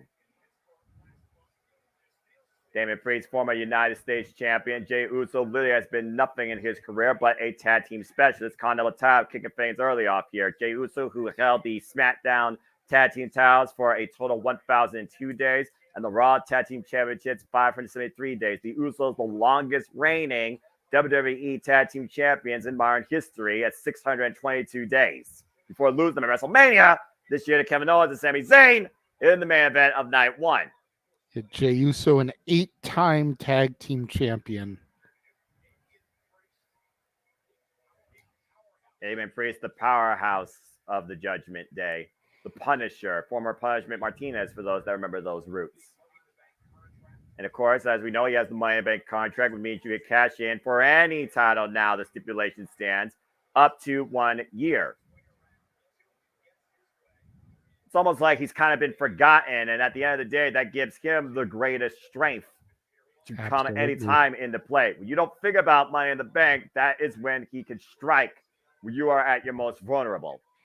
Yeah, you notice the first couple of shows after winning the briefcase, he came out there and made his presence known when it looked like an opportune moment, but then he took his foot off the gas and he kind of pulled back there. And he hasn't really been doing that ever since. Nice uppercut, kick to the hamstring. Of course, Finn Balor, the leader of Judgment Day since last year, June, taking it over from Adam Cole, tag to Cody Rhodes, former leader of Bullet Club from NJPW, former IWGP Junior Heavyweight Champion, former NXT Champion, and the first ever WWE Universal Champion. So if anyone can guide Damian Priest to becoming a WWE Heavyweight Champion, it's Finn Balor. Yeah, absolutely. Cody Rhodes does the clothesline, picking up speed, does the clothesline again, slides underneath Damian Priest, gets the midsection. Nice Cody uppercut. Big right hand, kick to the knee again. Damian Priest still, though, remains on the vertical base. Tag to Jey Uso. And again, this is the very first time, by the way, we're seeing this Jey Uso and Cody Rhodes tag together. In the early days, when the Usos were the colorful Haku dancing lovable tag team, there was a lot of back and forth between him and Goddess and his brother when it came to the tag team championships, mostly in triple threat action at times. We got a super chat from Joe Hill, $5. Thank you very much. Says they lose the tag titles, Priest cashes in, and then they start a program with Priest and Balor, officially splitting Balor away from the Judgment Day. It's definitely a possibility. We'll have to see what happens over the course of the evening. It's also one of those things where I don't think Judgment Day changes out leaders as quick as Bullet Club has over their decade. Yeah. And thank you for the super chat, Joe. Yeah, appreciate it, Joe. Appreciate all of you and all your thoughts, too. As, of course, we glance over and keep you in tune with the action, but acknowledge you. But again, if you want to dictate, donate. As simple as that, just like Joe Hill did. And again, it's a very real possibility. It's one of those things we thought at this point was Finn Balor, the guy being ousted from Judgment Day. And that's still the case. Like you said, it was literally Finn Balor versus Seth freaking Rollins at Money in the Bank and at SummerSlam. The Money in the Bank briefcase was trying to come into play on both Damian Priest and Finn Balor's behalf. And it didn't work. That's why Judgment Day does not hold the WWE World Heavyweight Championship yet. And Cody Rhodes right now catches Finn Balor up in the fireman's carry. And Cody Rhodes, Argentine backbreaker to Finn Balor. Now hooking Finn Balor up. Cody Rhodes taking control, stalling vertical suplex position. The blood just rushing to your head at this point. You're just waiting for your opponent to let you go. Oh! In reverse, face first goes Balor. Those type of moves are even more deadly because even if you manage to counter and get yourself out of it, the blood's rushed to your head so much that you become woozy and dizzy and your opponent is able to regain control. There's only so much you can do with a bad equilibrium and also a misinterpreted balance. Blind tag, though, by Damian Priest. And only Jay was aware of it. Irish whip reversal, Dustin the clothesline. And Damian Priest right now just waiting to pick a spot. Uppercut to Finn. And there's a big shot to the back of the head. What a kick. That drops main event Jey Uso where he stood. Again, Perfect opportunity there. Again, Clay was trying to argue, but there was a blind tag, and the referee, per position, he saw it. And again, we talked about being on the exact same page. We talked about how important communication is. Take a look at the replay here. There's the uppercut, and watch the shot. Bam! That kick from behind, it's always the shots you don't see that are the worst because you can't scout them, let alone be aware what sort of impact they're going to have on you. Absolutely. Every time you make that comment, I always go back to the old Shaman's Harvest song, the best line, you never hear the shot that takes you down. Kick right to the midsection, another kick to the midsection. Jey Uso playing the role of a kick back. Nice scissor kick by Finn Balor. Here's the cover, hook of the leg with a ring, 2 count only. And let's be honest, we know that a small combination like that was not going to get the win. But Finn Balor and David Priest know they are right now in control. And there's that sense of control that you need as champions. That's really all you need to keep the match in your favor. Again, champion's advantage. Only way titles change hands is via pinfall or submission. Count disqualification means nothing. And at the end of the day, I do wonder, does both Cody Rhodes and Jey Uso want to actually be the WWE Tag Team Champions? So they're just trying to get revenge against the Judgment Day, who have ran roughshod on Monday Night Raw for the better part of a year and a half. Nice snapmare there by Finn Balor. Drop kick! Drop kick. Drop kick to the side of the head. Finn Balor again. Hook of the leg. Jey Uso gets the shoulder up, though. Cody just begging for a tag on the ring apron. He has not even really been in the match. It's been all main event Jey Uso. Has Jey been trying to prove himself to the Raw roster that he is somebody that can be trusted, depended upon? And is this the right move for him? Jey Uso still trying to prove that he's still main event Uso. Can he still go on his own? Again, going from a tag team specialist your entire career to a single star, that is life-altering for your entire career. You could ask the likes of Tama Tonga in New Japan Pro Wrestling since joining Hontai and pursuing the Neverweight Championship against David Finlay. When you are so familiar with only one form of wrestling, it's not as easy as just changing overnight that you could find yourself in the single spotlight. Again, he is a tag team specialist. Cody Rhodes has honed his craft as a single superstar across the independent scene for the better part of near 8 years now. Ring of Honor, NWA, IWGP, as Bullet Club alluded to, Wesley, and of course, AEW. Jey Uso has literally only been in WWE.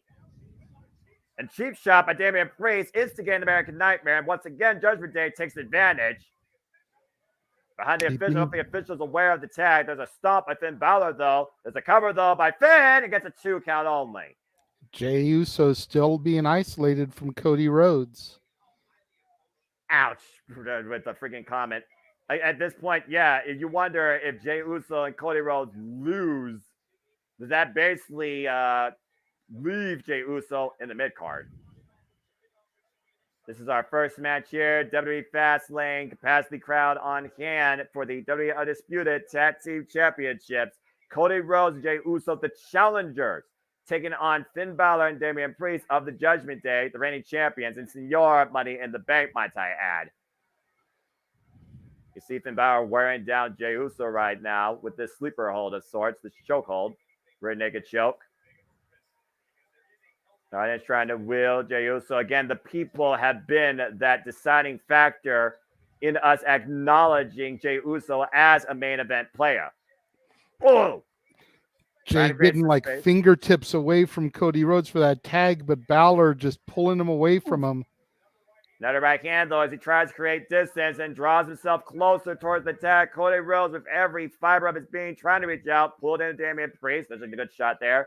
Finn Balor eats the corner, and right now Jey Uso has the opportunity he needs to make the tag. Cody Rhodes is waiting, highly anticipation, adrenaline boiling. This is the moment. Jey Uso reaches. There's the tag to Cody.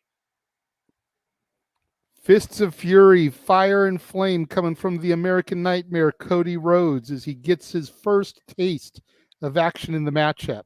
That's a good point, by the way. Cody Rhodes has not been involved in this match practically at all at the power slam, except for that one bit of tag team offense. Disaster kick off the second rope, and the cover is enough here. No, not enough. Not like that, Cody. Come on. It's going to take a little bit more than that. But Cody knows right now that he and Jey Uso are in the driver's seat. They have taken the lead position. They have to stay there now. They have to run the course if they're going to come out here tonight, not only beating the Judgment Day, but I think an accessory becoming the WWE Tag Team Champions. And Priest went out on the apron, caught, dragon screw leg whip. Damn, that move has to suck. With the roll up by Finn Balor, taking advantage too. No. And he had the tights as well, but the referee opposition. Now Cody looking for crossroads counter. Now Finn Balor looking for the reverse DDT. Up kick by Cody. Good combination with these former Bullet Club members, and Conor again. Drives him down. And Finn Former Balor Bullet Club leaders, correct? Yes, that is correct. They were proverbial leaders in their own age. Like Kenny Omega at the time when Cody was there was a whole conflict about who truly should have led Bullet Club. Go back to the archives, ninjaroad.com, to check out more of that, folks. Finn Balor, the Prince, looking not to miss. Targeted sight. Lining up Cody Rhodes. Miss! Shotgun drop kick in the corner. Might as well have been a miss, though. And Finn Balor right now sees Cody Rhodes in the drop zone. And Cody. Cody back up too quickly. Finn took too much time setting up for the coup de grace there. Well, again, this is the same guy that fought with a torn pectoral muscle inside Hell in the Cell. It's going to take a lot more than that to keep Cody Rhodes down, even just for a coup de grace. Let alone a coup de grace on its own pride, trying to keep the American Nightmare down. Yeah, that's fair. I mean, if that had been Jey Uso, he might have been successful because Jey Uso was just physically decimated the whole first half of the match. Jesus Christ, the strength of Cody Rhodes. And he's just holding him up. And long way down for Finn Balor. God. And again, both men grasp in the back of their head and neck with the sudden stop hitting the mat. Take a look at the replay here, JJ. God, the force. Vertical superplex. Woof. Both men down, both corner men waiting for the tag. Both men in need to tag out their partner. Cody Rhodes and Finn Balor just trying to figure out where they are right now. And again, we're in Indianapolis. There's the tag. And there's the tag on both sides. Jey Uso, Damian Priest, renewing hostilities. One of the first men that met Jey Uso on Monday Night Raw. The instigator to try and bring Jey Uso into the Judgment Day. Big shot by Jey Uso. Spit punch a la The Rock there. A bit electrifying look, especially with the blue gear tonight. That's kicked to the midsection. Uso right now. Ooh. Big uppercut right underneath the jaw. No way. Up in the fireman's carry. Jey Uso hits Damian Priest. Damian Priest gets out of it, though. Big headache clap, though. Got his bell rung there. About the kick. Damian Priest up around. Great enzuigiri. Falls in the corner right now. Jey Uso right now has a chance here to put down the Punisher of the Judgment Day. Think he's looking to channel his daddy here with a little bit of backing that ass up.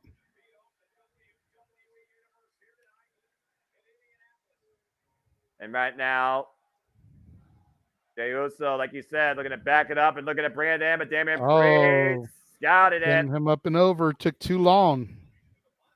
It literally beat him to the punch, but he able to counter it. Now Jey Uso up at the top rope again. And got him with the crossbody. Here's a cover, hook of the leg. No. What is going through Jey Uso's mind right now? As Damian Priest rose to the outside to prevent a follow-up pin attempt. Take a look at the replay here. Look at the distance he got with this crossbody, JJ, and he got all of it. Yeah, he did. Look at the leg, but only 2 count. Great amount of body on body there for that cover, too. Well, again, fundamentals. You want your full body weight on the cover. You want to hook a leg. Jey Uso did everything right. Damian Priest just survived. And Damian Priest right now hooking Jey up. And down goes Jey Uso hard. And Damian Priest rolls in the cover. And 2 count only. Not enough. Didn't quite get him south of heaven, but definitely drove him pretty close to hell with that move. Take a look at this. Woof! Jumping flatliner of sorts. But still not enough to put down the main event, Jey Uso, in this opening contest. Priest looks like he might be limping a little bit. I'm not quite sure. Well, considering he took a dragon screw leg whip earlier, that's not something you simply recover from over time. That affects your muscles for a long duration. But he is scouting and picking a spot. Looking to follow in. Jey Uso with a back elbow strike.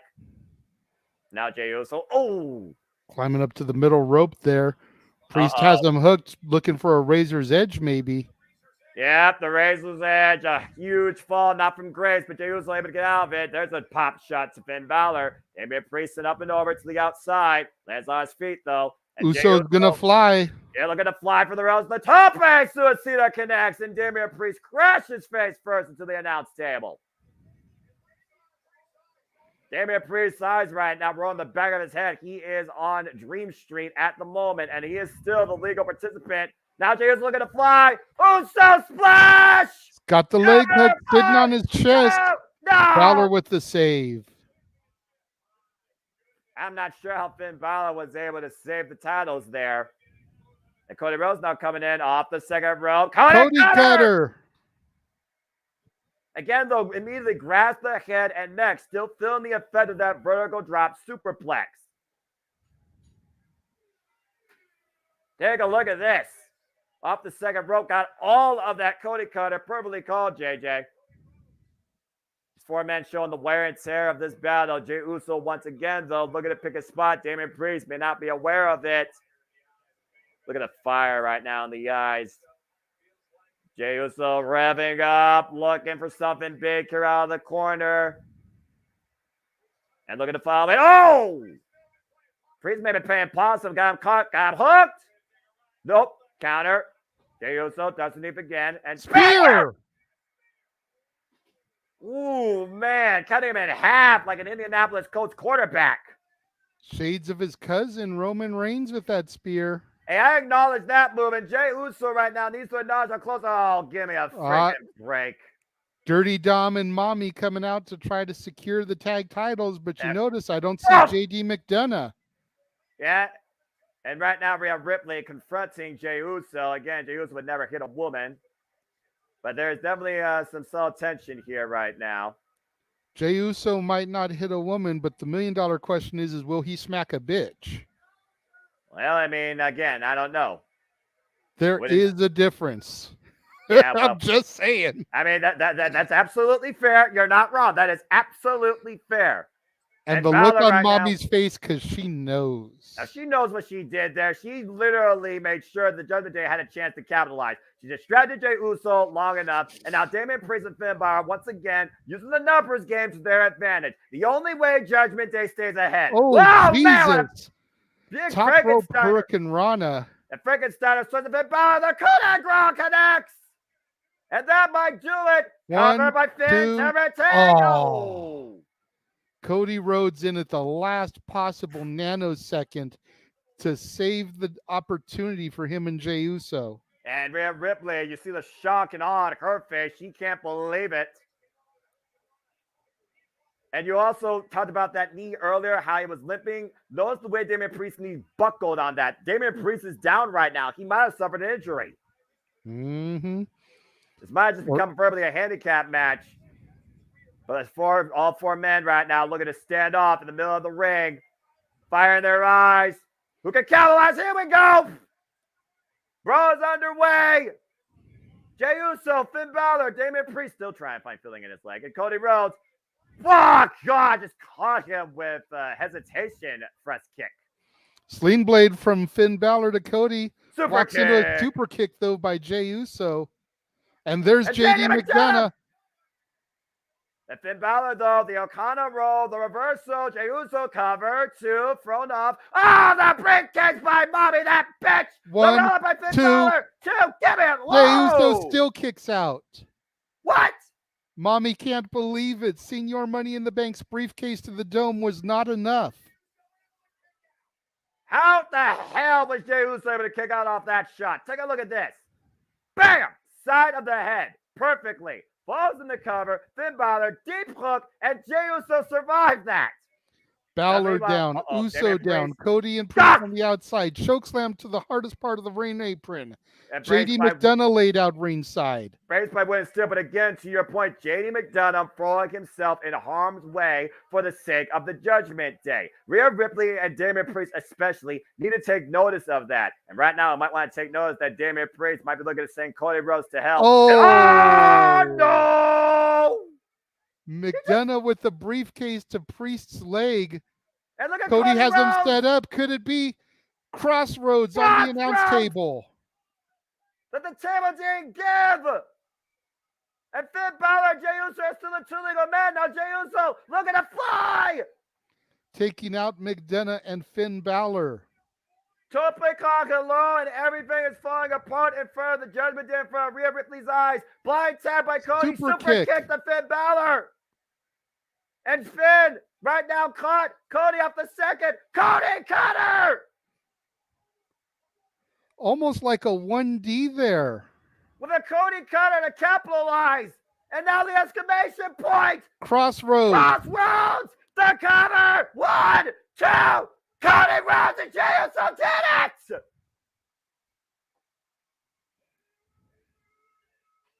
Unbelievable. Judgment Day falls in favor of the challengers. Main event Jey Uso and the American Nightmare Cody Rhodes are the new undisputed WWE Tag Team Champions. What a wild ending to this opening contest. Judgment Day has fallen and JD McDonough was the reason. Good grief. Let's take a look at the replay here, JD. This was the pinnacle shot right here. Briefcase to the knee by JD. And then Cody Rhodes, to your point, Crossroads on the announce table. That announce table didn't give, but I think Damian Priest's life force gave out. Tope Con low by Jey Uso wipes out both Finn Balor and JD McDonough. Rhea Ripley couldn't believe it. And as you alluded to, a modified 1D of sorts with the use of the Cody cutter and a Crossroads. Cody Rhodes pins Finn Balor, and Carlos Jey Uso have done it! And new WWE Undisputed Tag Team Champions. Acknowledge that!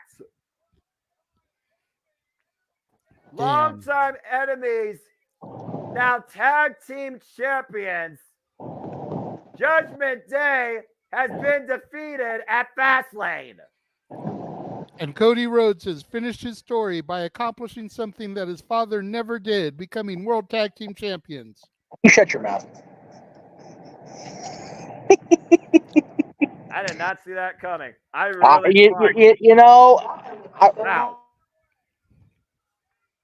I have a talk over with the PA lady, apparently. Yeah, I was torn on which way it was going to go, but I still maintain that we're going to have a catch-in now.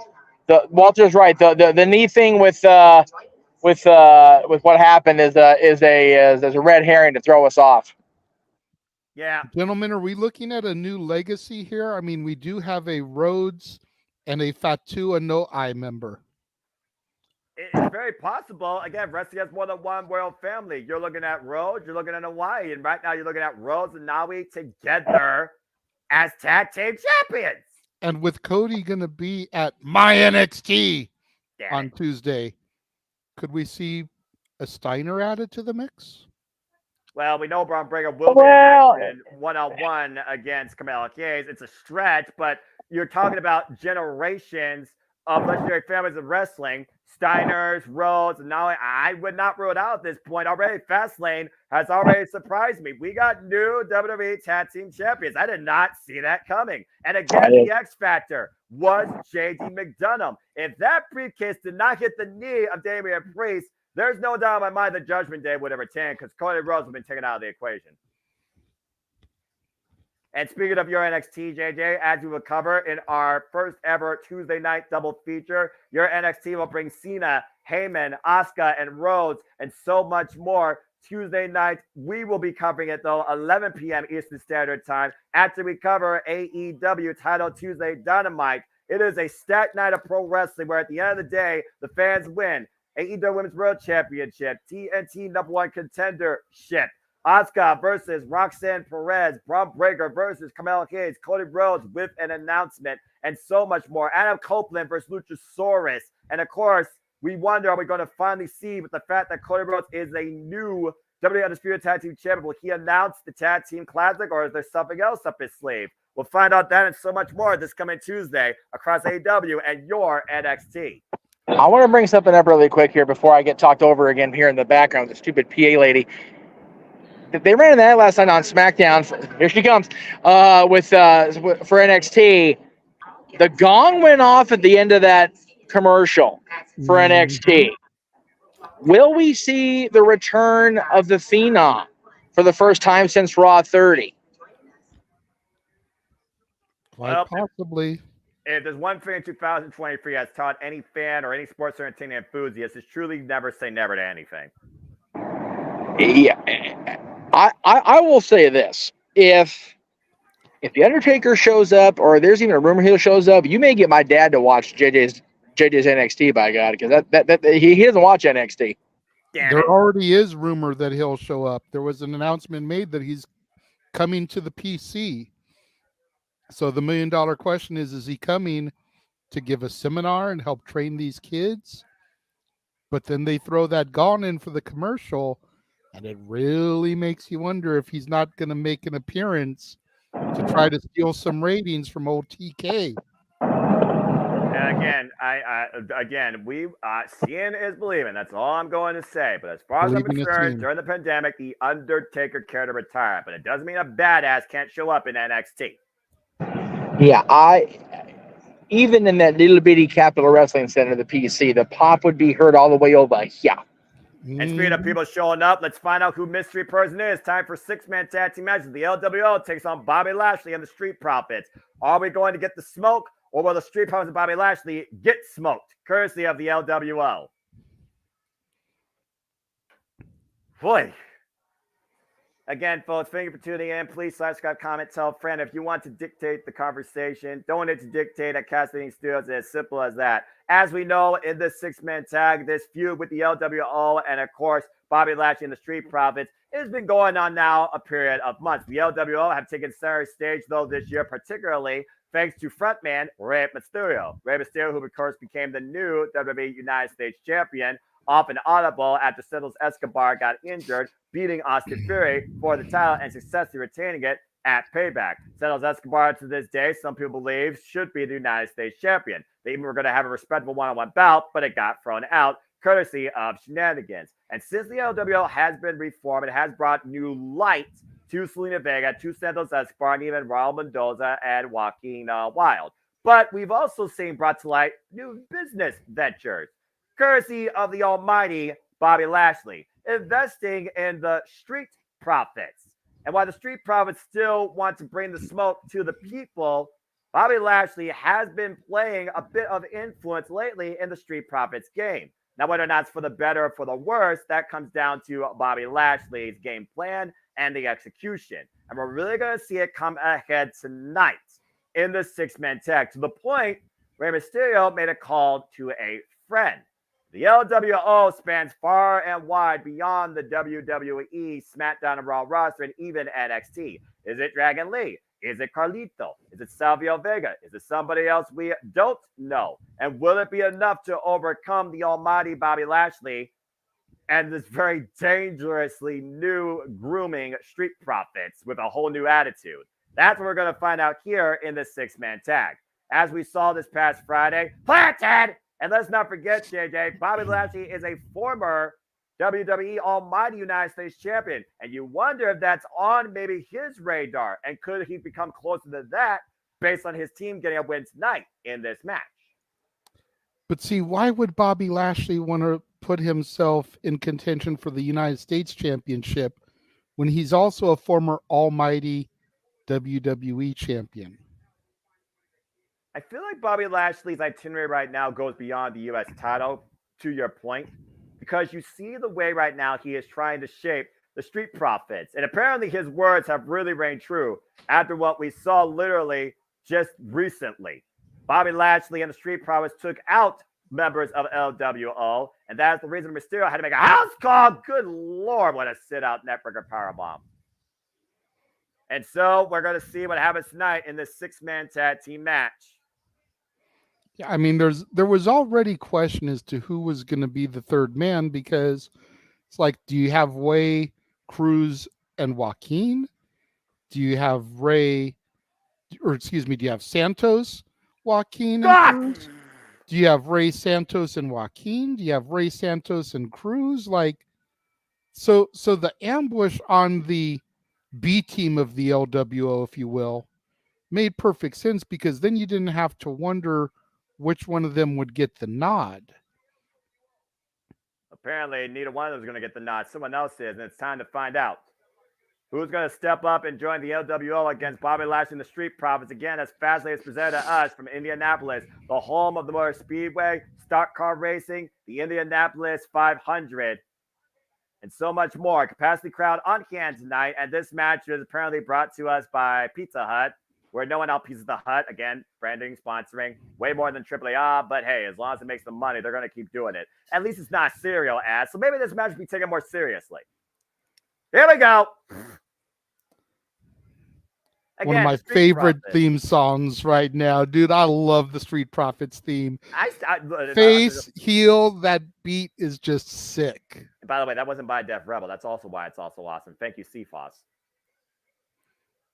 But I gotta wonder, if they do go fully heel, will that theme be changed to something more almighty? Because this is a theme right now of a juggernaut coming into the arena.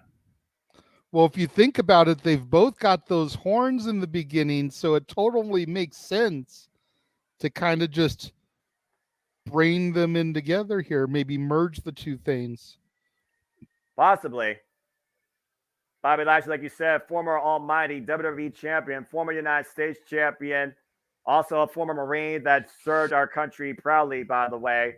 And he has a force to be reckoned with and seems to be taking a different role as a mentor now. Will he make the Street Profits almighty as him at the expense of the LWO tonight in Indianapolis? That really what is the question right now about this match. And also, the Street Profits are former SmackDown and Raw tag team champions. With the fact we got new WWE Undisputed tag team champions, you know Bobby Lashley and the Street Profits have their eyes on that prize particularly.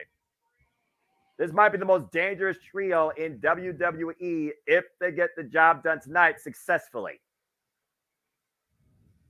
Look at that stance. I just want to know how Bobby Lashley looks the exact same as he did 20 years ago, bro. Like, damn. Yeah, he's got that fountain of youth look like Billy Gunn. Like, I done heard the rumor that black don't crack, but Jesus.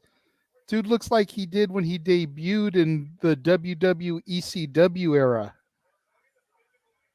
Yeah, again, the physical conditioning of Bobby Lashley is unmatched by most of the WWE roster. And you do see Santos Escobar and Selena Vega taking place center stage first for the LWO, the Latino World Order. Why are they not all coming out together to the LWO theme minus their mystery partner? Like that, they're supposed to be a stable.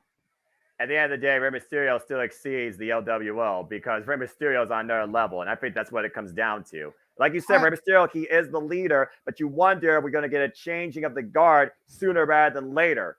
But there you see that stance, Latino World Order, Rey Mysterio, Santos Escobar, and Selena Vega. Selena Vega, who, of course, came home to Backlash in Puerto Rico, challenged Rhea Ripley for the WWE Women's Heavyweight Championship, and recently challenged Io Sky on SmackDown for the WWE World Heavyweight Championship, women's wise. The name conventions, folks, are fucking stupid. And again, it's very interesting, though, looking at this dynamic. I'm sure it's going to be an interesting dynamic for everybody that's a fan of the Dallas Cowboys and the San Francisco 49ers when Sunday Night Football takes center stage, 7 p.m. Eastern Standard Time. And for all your sports stats, please follow Statboy Sports Bar, of course, with Dory Lou. Tuesdays here regularly on the Multiverse Media. Again, I got two names in mind that I think Mysterio called out to. So unless it's one of those two, I don't know who else you got. Well, I think the obvious choice is Carlito, because if it had been Dragon Lee, he wouldn't have needed to make a call. Dragon Lee was there. And as we saw, Dragon Lee and Karen Grimes got the better of your boys in A-Town Down Under. Might be a new tag team rivalry developing here. Again, we see the amount of respect that Santos Escobar and Rey Mysterio have shown each other. Santos Escobar, who literally took off his mask in my NXT and calls himself the Emperor of Lucha Libre. It looks like it's going to be a 3-on-2 handicap situation. The bell's rung. Oh, I don't know. And they don't have a third person. Well, I mean, again, travel charges and airfare could play a factor here. Traffic. I don't know. I'm wondering if they're going to pull a Bash at the Beach and have the third man come out at the last minute to make the save. Yeah, the trump card per se, or the code red button engaged. So that's right now engaged against Montez Ford. Again, it's a very weird dynamic here. Montez Ford, who also previously challenged for the United States Championship inside the Elimination Chamber this year in February, came very close, but Austin Theory, of course, was able to maintain his hold on the gold. And right now, so far, Santos Escobar starting up strong here. Nice cross body out of the corner. Great staying cross on the body attack early. Staying on the attack early, though, is a smart strategy. Try to end the match quickly. It's really what I think right now this looks like it could come down to. And Escobar will follow in. Montez Ford finds his way to the ropes. And catches him with a right. Don't appreciate your work until the bell rings and you got the winner's purse, bruv. Oh, great kick there from Santos. Santos Escobar, of course, formerly member and a tag team partner of the freaking Tony D'Angelo family NXT. And what the hell is this? Frankensteiner off the top, though. Great move there, jumping to catch Tez. Bobby Lashley bringing it up. He got some freaking flyer miles on that one, JJ. Take a look at this. God. We all know the hops that Montez Ford had. Didn't know he could fly. Nice chop block, though, on the Tad Angelo Dawkins, the power player of the Street Profits. Tad to Bobby Lashley. It's one of those things that I'd never expected Bobby Lashley to take the role of MVP, managing his own version of a Hurt Business. But investing in the Street Profits, I think, is a very smart strategy for him and for those two men in the long run, JJ. Like you said, Bobby Lashley's been world champion, and the Street Profits are one of the most recognized and respected tag teams right now in WWE. Definitely one of the most dynamic. There's a lot that Bobby Lashley could use here, not only to his advantage, but for the Street Profits progression in WWE. We even said, does Montez Ford have the potential to be a single star? Absolutely.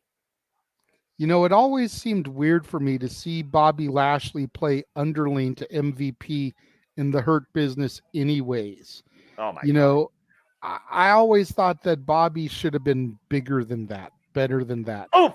So to see him kind of take the knowledge that MVP imparted on him and bring it to this new stable, the almighty Street Profits, if you will, I think it's a great move. And the $1 million question is Lashley going to keep it a trio, or is he looking for further expansion? Also, to your point, let's not forget who Montez Ford is connected with, one EST who is taking time off for the time being. Escobar with the drop kick.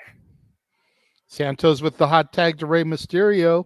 Rey Mysterio finally coming to play, our current WWE United States champion. Nice takeover to Harris, to Angelo Dawkins. Cheap shot to Montez Ford, takes him off the apron. The smallest player with the biggest heart in the game. He is the guy that redefined what you could do at WWE under Lucha Libre, no matter your size. They always call him the biggest little man in professional wrestling. And that still holds up. WWE Hall of Famer. Blind tackle by Bobby Lashley. Famer Mysterio's aware of it. Your call cannot be completed as dialed. Please hang up and try again. Oh, God! And he slammed the receiver on the floor. The receiver being Rey Mysterio's spine. What's the area code for Indianapolis? Someone give me a fact on that. Take a look at the replay here. Like you said, doo-doo-doo. Oh, man. Cheap shot. And right there, followed up with Bobby Lashley dropping Rey Mysterio on the floor hard. Now Mysterio right now in the ring with the almighty Bobby Lashley. Zelina trying to keep her people hyped there. Well, like you said, though, Shakala aside, which I know she still has, it's still a 3-on-2 situation. And the power of Bobby Lashley taking control in this match. Oh, God. Face first down goes Rey Mysterio. Noah, Yes. that move Lashley just did was my old finisher. Really? Really? Oh, maybe he's looking at your work. Whoa! Standing frog splash. You ever did that cover too? Really? Seriously, Jeff, that was my old finisher. What you call it? I'm trying to remember. It's been so long. I think I called it the death sentence. Was that- so far? Yeah, when you were the prisoner, it was called the death sentence. Yeah. It was either that or it was lockdown. I forget which one was the name for that one. I had a couple of different That's true. You did. That's signature and fair. finishers. That's It was fair. either the death sentence or it was lockdown. But either way, yeah. Set him up between the legs, flip him onto your shoulders in the Dominator position, just like he did. Dominator used to be an old Lashley finisher. Yeah. And then spin him into like a DDT, dropping him face first, just like he did. That was my old finisher. However you label it, it's called an owie. Right? Well, call it whatever you want. I call it effective. As right now, the Street Profits and Bobby Lashley have isolated the United States champion in their corner. Whoa. Big right. Great triple teamwork there by the almighty Street Profits. There you go. Mysterio just getting goozled by Lashley now. You trying to get them merch ideas, JJ, at this point? I've heard a couple people online call him that already, so I'm just running with it. It works. Might as well. It flows nicely. Yeah, I mean, I can get behind that. That actually sounds like a good idea. But it's a good idea, though, is Rey Mysterio to get out of that corner and tag to Santos Escobar, who waits on the apron, as this truly has been, preferably, a 2-on-3 handicap match. So there you go, Walter. The almighty Street Profits. At least that's what I'm calling them. I mean, it makes sense. Like you said, combine the themes, take away the smoke, and bring in the thunder. Oof. Right now, Bobby Lashley. Thank you to my woman who overheard me. She said that it was lockdown. There you go. Oh, God. Shoulder first and the steel ring post. She would know. Now, she's one of the few that would, yeah, but just convenient that she overheard me talking about it. Hey, you know what? If no one, who else knows you better than your partner? Just saying. Exactly. Who knows Angelo Dawkins better than Montez Ford? And Bobby Lashley's learning about both men. Nice up kick by Rey Mysterio, pushing the Dawkins off. And Montez Ford takes Santos Escobar off the apron. Brilliant strategy and throws him into the barricade. Interesting camera angle, too, because at first I thought Santos was backing away from Mysterio. And then the camera switched and I saw that Tez pulled him down. It's a laid up. Great move there by Zelina Vega. A Meteora behind Jessica Carr's back. Jessica Carr never saw it. And meanwhile, DDT by Rey Mysterio to Angelo Dawkins. Dawkins taking too many revelations on him before deciding to do what he wanted to do. Mysterio able to counter with that DDT there. You wonder if someone's going to read Angelo Dawkins' last rights. Montez Ford being a man of the Bible. Praise the Lord. Although I do wonder if there's going to be a revelation by Bobby Lashley at the end of this and whether or not he thinks the Street Profits are worth their smoke. And again, Rey Mysterio looking for a partner to tag, and there is nobody there. I don't know, Matthew. I like McGriddles. There you go. All I know is we need to start a separate super chat fund to get Walter a giant keyboard so he can stop having all these poor typos. Like it's like big giant letters. And then Hey, how do we know he's not doing speak to text? We know how accurate that can be. That's fair. Yeah, that my coworker uses that all the time, and I can't tell you the amount of hilarity that comes with those botches. So if he's watching the show on the computer but using the phone for super chats, that makes sense. But yeah. Either way. Autocorrect is a bitch. That's all I gotta say about that.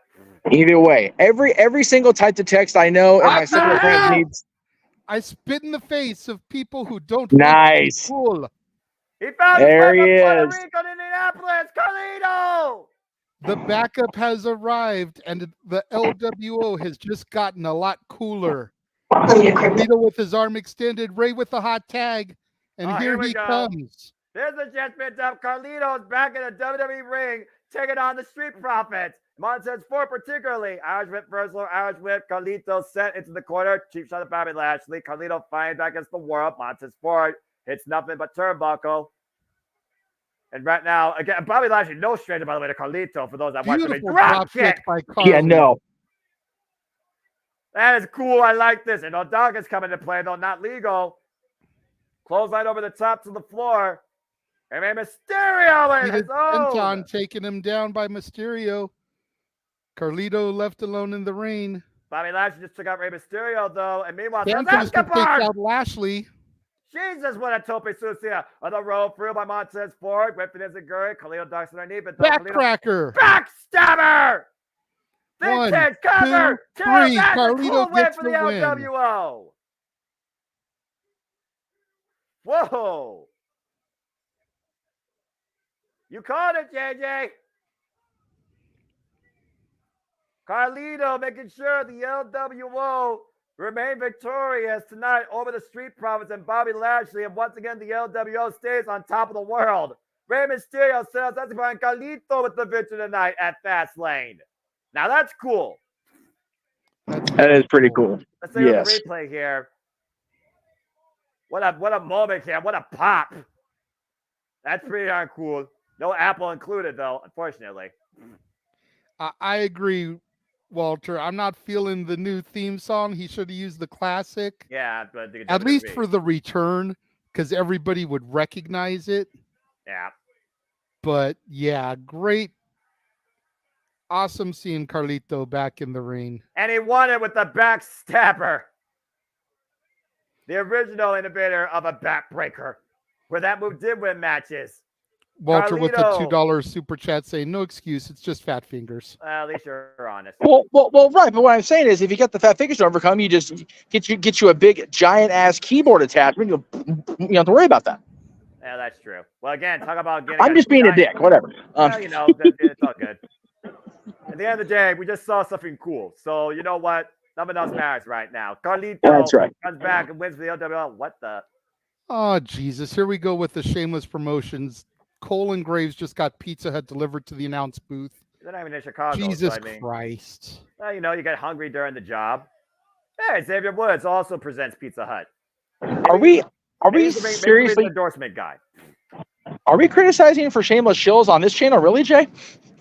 You know what? When they sponsor matches and take away from the match with this shit, then yes, absolutely. Yeah, this is not professional. We shameless shill at the end of a show. That's fair. They shameless shill during matches. Shall we not forget about the Cinnamon Toast Crunch match? Do we want to trigger JJ? Someone super chat. Pitch Black match. I'm just saying. I know. They waited till after the match for the delivery and didn't have the Pizza Hut dude come out while they were trying to call the action. I will give them that, but it's still fucking ridiculous. I love you, JJ. Well, I do too. What else is ridiculous sometimes is the amount of madness that we are going to see when they treat Saudi Arabia sometimes bigger than WrestleMania. The next time we cover WWE will be WWE Crown Jewel here on the JMN Multiverse Media. So stay tuned for more on that, folks. There's a glorified house show, but that's all right. No, you know what? I don't know. Jimmy and I were talking. I don't know if anyone will be saying that if Saudi Arabia gets electric.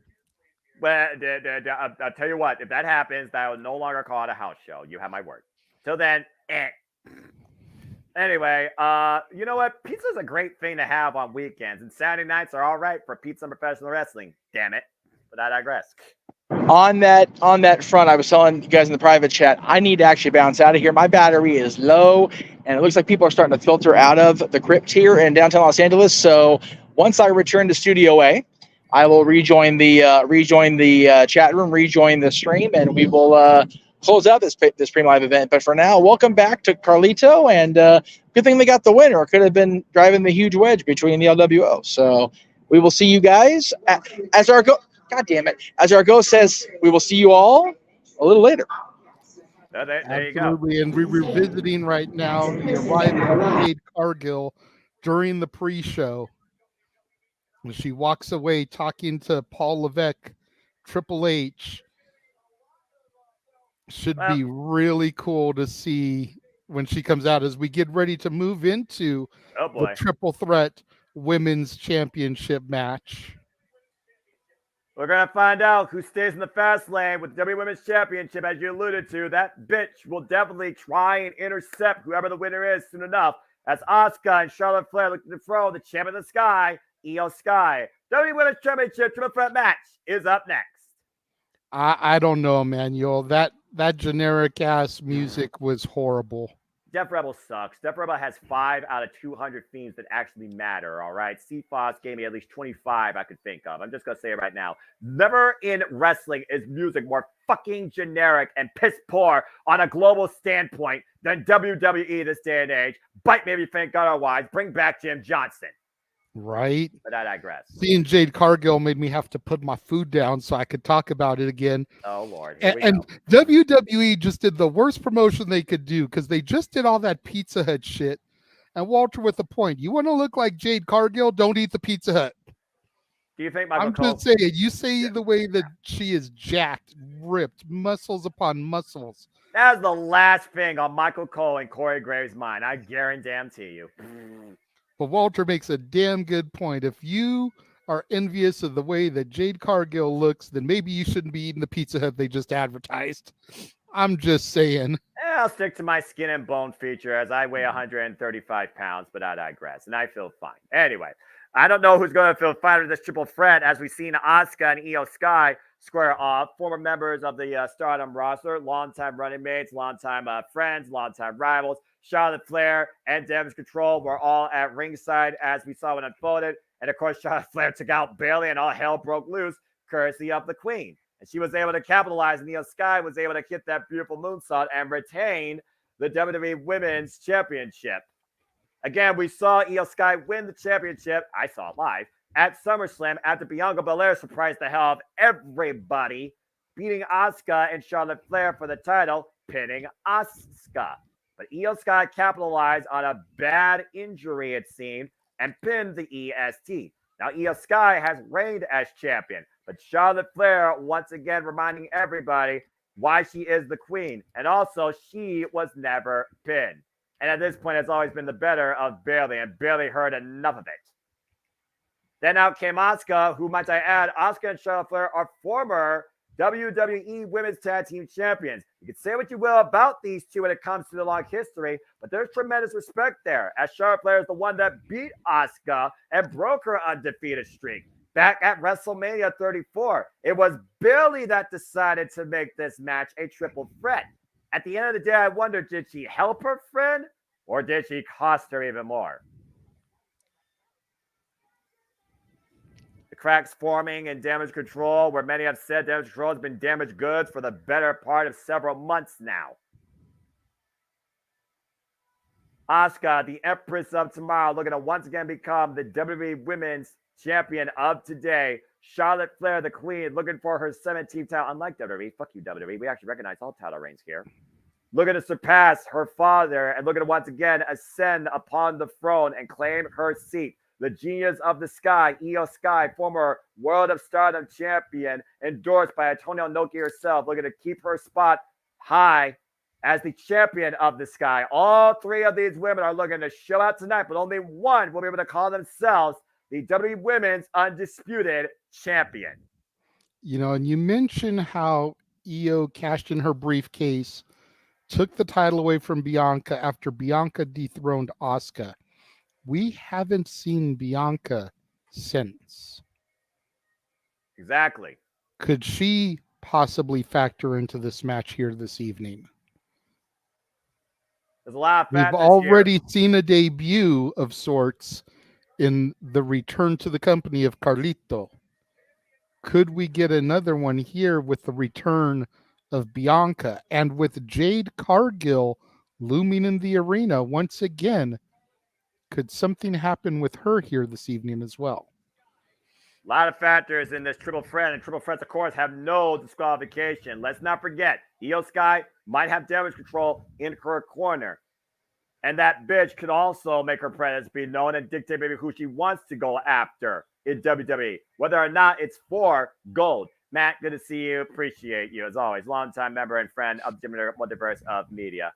Again, Charlotte Flair is a 7-time World Women's Champion, 6-time Women's Champion, former Tag Champion, former Divas Champion. She held the NXT Championship for 258 days. And the roots of these three really goes back to NXT, how they each trailblazed their own path, their humble beginnings. Let's not forget that Charlotte Flair, Ashley, Ric Flair's daughter, was brought in against Natalya. And anyone who is a fan of sports entertainment knows the history of the Hearts and the Flairs. But since then, Charlotte Flair has become, some would say, the pillar, the standard, the obstacle, the mountain to face and to beat in WWE. And it took 3 years for one Rhea Ripley to finally do that. But that was one-on-one action. It's a whole different ball game when you got the daughter, the dirtiest player of the game, in triple threats. And here comes the Empress of Tomorrow and the former undefeated NXT Women's Champion of 510 days, a former 3-time tag team champion, 1 time with Kyrie, 1 time with Flair, 2 times with Kyrie, excuse me, 1 time with Flair. We know Kyrie Sane could also be sailing her way to WWE. And of course, also former tag champion with Alexa Bliss, former SmackDown champion, and former Raw Women's champion. We saw her, of course, win the Elimination Chamber earlier this year. We saw her finally overcome the EST in Saudi Arabia, only to lose her title in triple threat action at SummerSlam.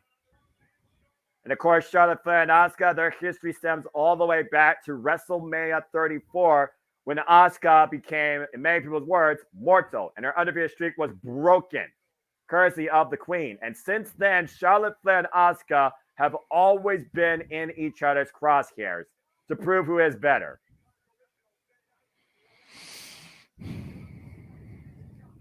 I don't know, JJ. It's one of those things, like I said, in triple threats. You got a buffer, you got a fall person. And right now, I'm looking at Charlotte Flair and Io Sky being further on point in the saga for this title. It just comes down to who leaves it tonight. Speaking of which, here comes the champion of the Sky herself, Io Sky. Damage Control finally has control of the WWE Women's Division on SmackDown after Io Sky successfully cashed in after barely jacked Charlotte Flair's jaw with that briefcase at SummerSlam. So far with 2 successful defenses against Asuka and Zelina Vega. Io Sky, former NXT Women's Champion for 304 days. Currently in her run ever first time as Women's Champion for 64 days.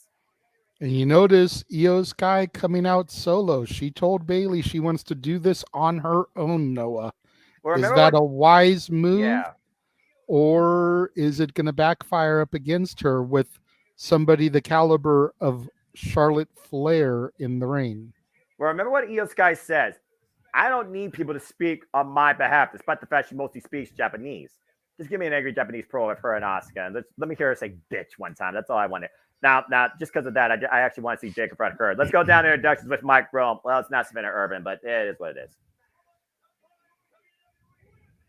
And that goes down to the pride of a champion too, JJ. When you're champion, you want to prove you can stand on your own. You stand above the rest. And Io Sky has way too much pride right now. And again, she didn't ask for this contest. Barely insisted.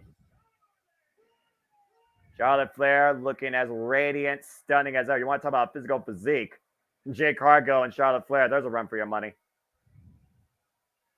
Who's more chiseled, a diamond or jade?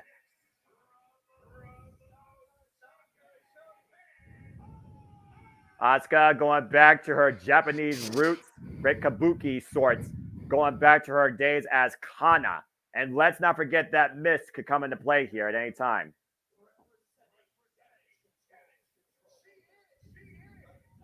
I gotta say, I love seeing Io Sky finally as a champion in WWE. Long overdue for the former World of Stardom champion that redefined Stardom. The former leader, by the way, of the Queen's Quest faction.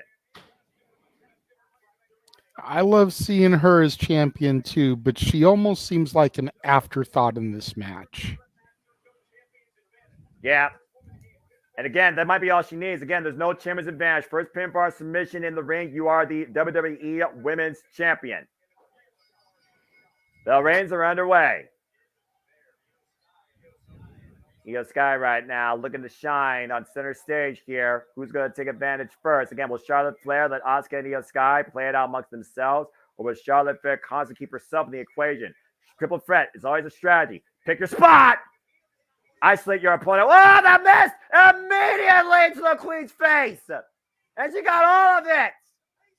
And again, no disqualification. Oh, what a kick to the side of the head. And a cover by Asuka. And Io Sky breaks it up immediately. Well, that didn't take long. What the hell? And sheer brilliance there from Asuka. Yeah, now the Queen's blind. Hard to wrestle when you can't see, JJ.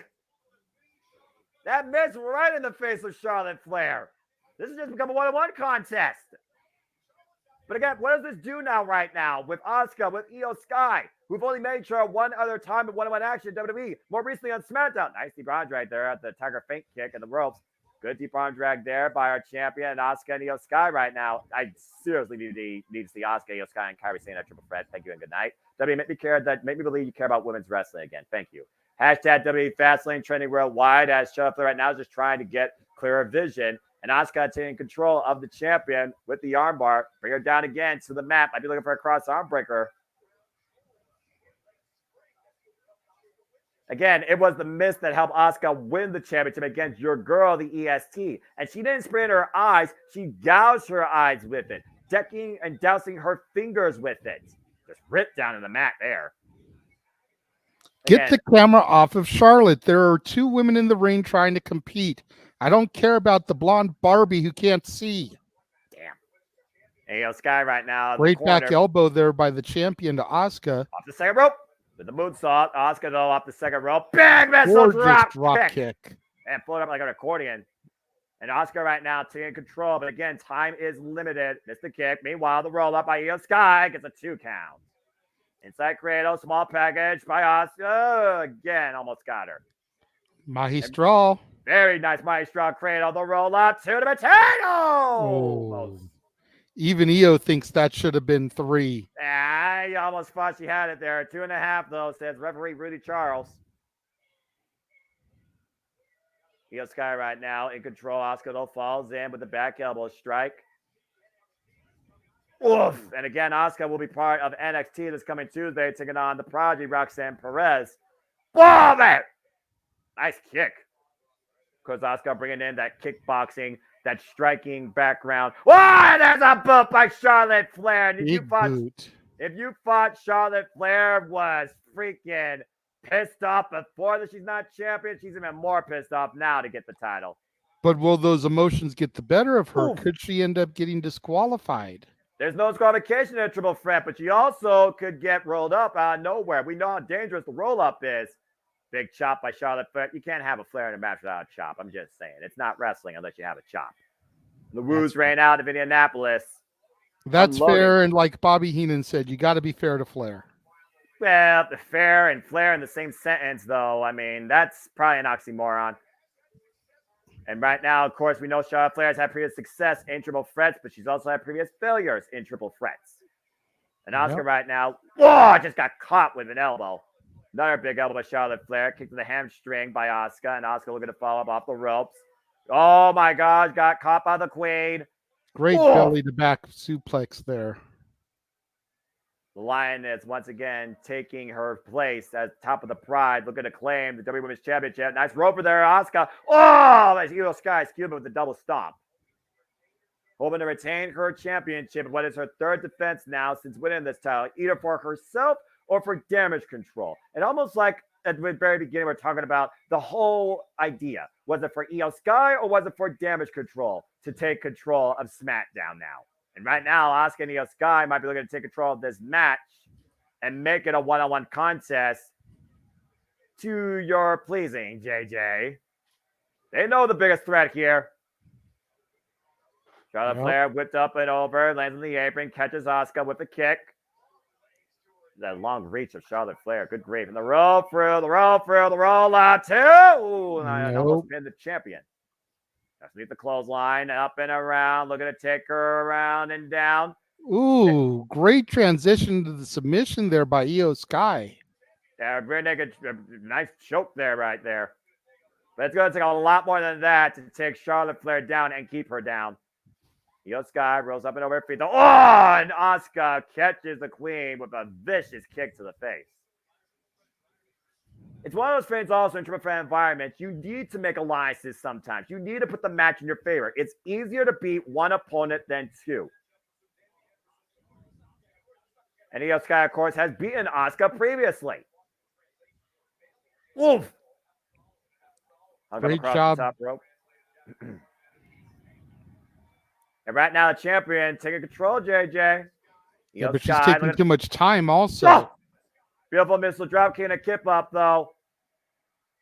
Again, take advantage of the moment, but get the win while you can in the best opportunity.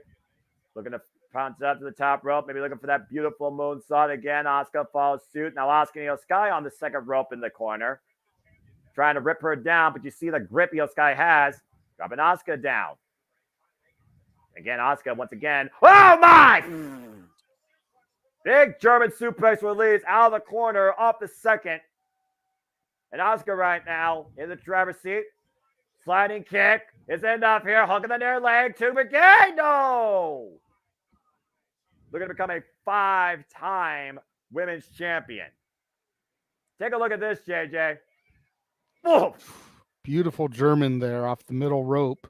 Charlotte's trying to get back into things. She's ascending up to the top rope now. Uh-oh, and I don't think Asuka and Io Sky are aware of it. Now they are. They better let go of each other. They're going to both get both those the queen. Big double crossbody. Messy landing, though. Because you got more of Io Sky's knees and more of Asuka's mid-body. And you see the notion there by the queen. Yep, making it known what she's here for. Again, Flairs are champions. It runs in their family. It's in their DNA. It's in their pedigree. Chopping him so much that she knocks him down with them. Oof. And now Charlotte Flair standing tall over both the champion and the other challenger. And the amount for the army, though, that Charlotte Flair has with Io Sky, though, might play the champion's advantage. And right now, what on earth is Charlotte Flair going for here? A double suplex? No way. Io and Asuka, though. For. No way to she count gets it. Incredible feat of strength by the queen. There's a reason, JJ, why Charlotte Flair is considered unmatched in WWE. Charlotte Flair right now picking her spot and possibly picking her opponent or her next victim. Runs into the boot by Asuka. Oh! Gets her with a kick. Sends her back towards the center. Io Sky going to follow in. Caught with the backbreaker. And face first in the top turnbuckle. And once again, Charlotte Flair is taking control of this match, getting the better of both her opponents. What she's looking for here, cartwheel. Clothesline! Double clothesline. Cover on Asuka. 2 again. 2 count only. And despite the fact that Io Sky is also down, I noticed she didn't go for the cover on her quite quickly either, but she's still remaining composed. She knows right now she's in control, but she hasn't done enough to win the title yet. Again, beautiful show that led them there with the cartwheel to the double clothesline. Like it or not, JJ, that was 2.5 on Asuka. Yeah, unfortunately. Incredible night so far at WWE FASTLANE. That bitch is in the building, but that queen looking to regain her spot at the top. This is for the WWE Women's Championship. And Charlotte Flair right now has taken prime position in regaining the title on the top rope. And meanwhile, hyperextension on the top rope. Now Asuka looking to take advantage with a waist lock. Might be looking for a German suplex or a takedown. Charlotte Flair again, though, grabs the second rope. Now Asuka. Oh, sunset flip by Io Sky. The roll up on Asuka to regain. And meanwhile, broken up by Charlotte. And momentarily right now, night jackknife cover by Io Sky. Reversal by Asuka. 2. Not yet. Quick pinfalls here. A pinfall could happen at any time right now. Asuka right now with the hip attack, catching Charlotte Flair impromptu. Once again, making a 1-1 match. Io Sky falling in, though. Io catches the boot. Forearm shiver. And again, folks, you want to dictate the conversation, so you can dictate. And for results, please follow the ticker at the bottom. We appreciate all of you here at the WWE Multiverse of Media. Please like, subscribe, comment, tell a friend. Super chat, super sticker. It's as simple as that. Whoa, my! What a throw into Charlotte Flair impromptu by Asuka. Io Sky turned that into a tope suicida and catches the queen on the dive. Great resourcefulness by Io Sky. Almost fell head first, though, on the floor, though. Oof. And another running kick by Asuka from the apron to the Queen. And Io Sky right now. Oof. Drops Asuka face first. Anyone's match here, JJ. Anyone's match right now. And Io Sky looking to fly here tonight in Indianapolis, despite the fact this city is known for grounded transportation. Off the second!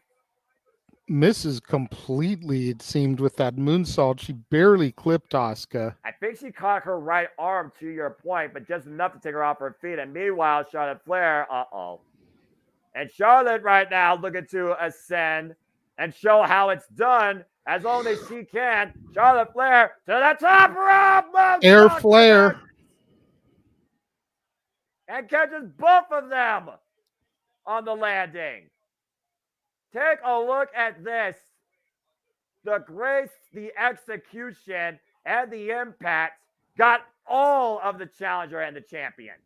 Yep. Air Flair connected, taking out both other competitors, and now Asuka in the drop zone here. I wonder if you would trust Air Flair more than Delta, but that's a conversation for another day. Meanwhile, Charlotte Flair might be looking again for that move. And Asuka drives her down. Face first, the top turnbuckle. And right now, it's a one-on-one match, like I said.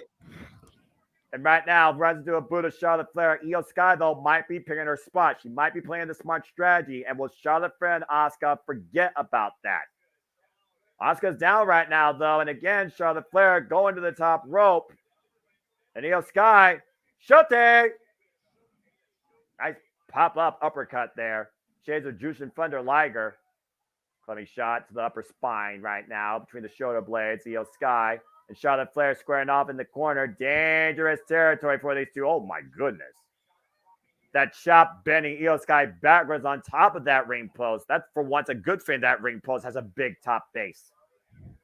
And what does Charlotte have in mind here? Lifting Charlotte Flair. Charlotte Flair right now. Io Sky up on the shoulders on the second rope. Asuka now in the basement. Got the clean hook. Oh, my. Whoa, Jesus. man! And Asuka with the immediate pinfall. No. Oh. Kicks out at 2. Now Asuka immediately goes to Io Sky and for the win. No. Asuka can't Beautiful. believe it. Beautiful She can't power believe bomb. Faraway slam combination executed by Asuka. Look at this. God. Genius of the Sky crashed and burned down to earth, and Asuka nearly claimed the win on both Charlotte Flair and Io Sky. Half a second away from once again regaining the WWE Women's Championship. Again, that sadistic smile. I don't know whether she is having the time of her life or she's furious right now, JJ. Probably a little column A, little column B, knowing Asuka. Again, she always says no one's ready for Asuka. Is she ready for both Charlotte Flair and Io Sky tonight at Fastlane? Now Asuka looking to take Charlotte Flair down. Looking for the armbar. Charlotte Flair, though, trying to prevent the hyperextension, trying to roll through, reverse the pressure. Now Asuka trying to transition into maybe a triangle, but Charlotte Flair maybe looking for the deadlift. And now transitioning into a full crab. Yep. Almost the walls of Jericho there. Boston Crab in Indianapolis. Again, though, Asuka able to take advantage in center of gravity. Roll up with 2. Uh-oh. Here we go. She's got her in the figure 4. Can she execute the figure 8 now? The Lady Io Sky, though, just came into vision. Meteora. The running Meteora. And sits on Charlotte Flair. Finally coming to retain. No. Whoa. 2 9/10 off that running Meteora. What a run-in by Io Sky. Nearly pinning Charlotte Flair, retaining the prize. And saving Asuka in the process from the figure 4 into the figure 8. And now they're both trying to get Charlotte Flair to tap out. Single leg crab and a chin lock. At this point, Charlotte Flair taps. Who leads with the championship? This is an old Benoit Malenko tag team maneuver there, Noah. She's got her in a clover leaf and then the crippler crossface. Exactly. And meanwhile, Asuka transitions to Asuka lock. On Io Sky, trying to bring her down. Io Sky reverses into a pinfall. And the shoulders went down. The shoulders were not down clearly. Shote! Oh, my gosh. Got all of it. Cazadora. Oh, God. Codebreaker source to Io Sky. Impromptu set up by Charlotte Flair. Spear! Is that going to be it? 1, 2. Flair has no. Thank you, Jesus. Asuka kicked out. Look at the impact though, JJ. Boom! Just wiped out Asuka. 2.5. Now the Queen has to be getting a sense of frustration. And we know what happens when Charlotte Flair is put underneath this pressure. Bailey And look at coming out to check on Io, trying to get her woken up, get her back into the match here. There is no disqualification. Io Sky right now being checked on by Bailey. Again, we talked about the mentorship. And we have Charlotte Flair with a boot, takes Io Sky off the apron, crashes on to Bailey. We talked about the mentorship role, but you heard Io clearly said, I don't need you. Asuka with a knee on the corner, the cover too. Asuka, no! Ooh, Asuka nearly capitalizing off that momentary distraction. Half a second away from regaining the WWE Women's Championship. Flying out of the air, catching her with a knee, a single knee, might I add. That was a half code breaker. But still not enough to keep the Queen down, her greatest rival. WWE fans appreciate what these women are bringing for us here at Fastlane. Absolutely great women's wrestling. And looking for the Asuka lock. Charlotte Flair rolls through. Now looking for the figure four once again on Asuka, center of the ring. And if she bridges up into the figure eight, Bailey right now, sense of urgency for her friend Io Sky. And if she bridges up, we might get a tap out here. This is how she beat her at WrestleMania 34. Now Bailey coming into play. There is no disqualification though. Referee doesn't see it. Asuka is tapping. I repeat, Asuka is tapping. Io with the moonsault. She got Ashley hooked. Turn around, ref. Turn around. Cover. 2, 3. She did it. Got it. And she pinned Charlotte Flair. Charlotte Flair can take her blonde ass to the back of the line. No more title shots for Charlotte for the time being. She has been pinned by the champion. Damage control plays damage control tonight and make sure Io Sky still retains the WWE Women's Championship. Io Sky flies, pinning Charlotte Flair. Io Sky is still the WWE Women's Champion. Io Sky retaining one hell of a triple threat. Classic match here. Demonstrate all three women. Let's take a look at replays here. This was great. Again, Asuka tap. If it wasn't for Bailey, there would have been a new champion. But look at what Io Sky was doing off camera. That beautiful top rope moonsault on a bridged Charlotte Flair, compressing the vertebrae. Deep hook of the leg. Charlotte Flair was down for the count. And also, that moonsault compressed the knees of Asuka, who was still locked in the figure four leg lock. So Asuka couldn't break it up. And you see Asuka having a hard time getting back to a vertical base as a result of it. She keeps trying to stand, but she keeps kind of buckling. Bailey continues to be the role model for Io Sky and damage control. Io Sky retains her hold on the gold.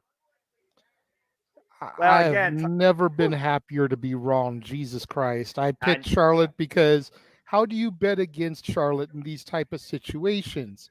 But at the same time, it's like, I'm so glad that she lost. I'm so glad that Io is retaining, and she needs to get in the back of the line. Everybody else on the SmackDown roster for the women is ahead of Charlotte Flair now.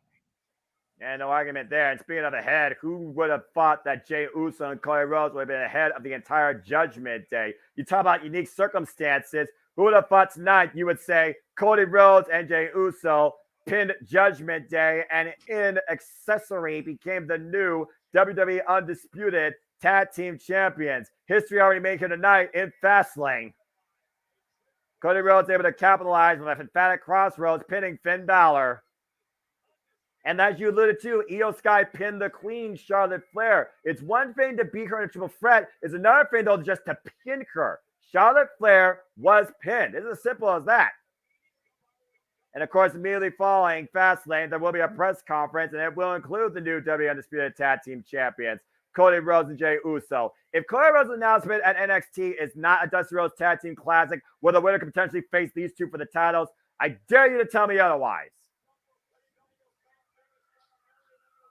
And of course, the self-proclaimed megastar LA Knight, arriving up in style after winning the Slim Jim Battle Royal at SummerSlam and getting his own set of Hot Wheels in the process. LA Knight will take center station tonight alongside the 16-time WWE World Champion John Cena, taking on the Bloodline. And that's still to come tonight here at Fastlane.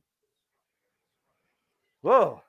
I'm going to leave it to you for just a moment, Noah. I'm going to run to the restroom while we take a look at this video package, because it is, in fact, the Tribal Chief will be returning to SmackDown this Friday.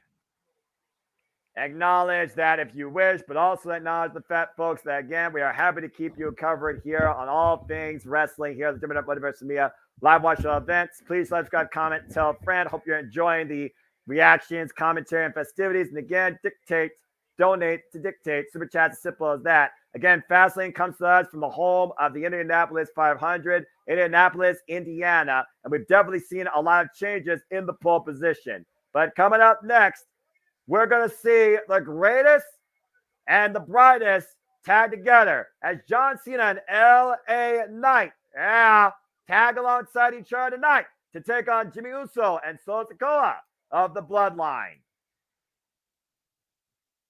And Matthew, very happy with that last result, I see.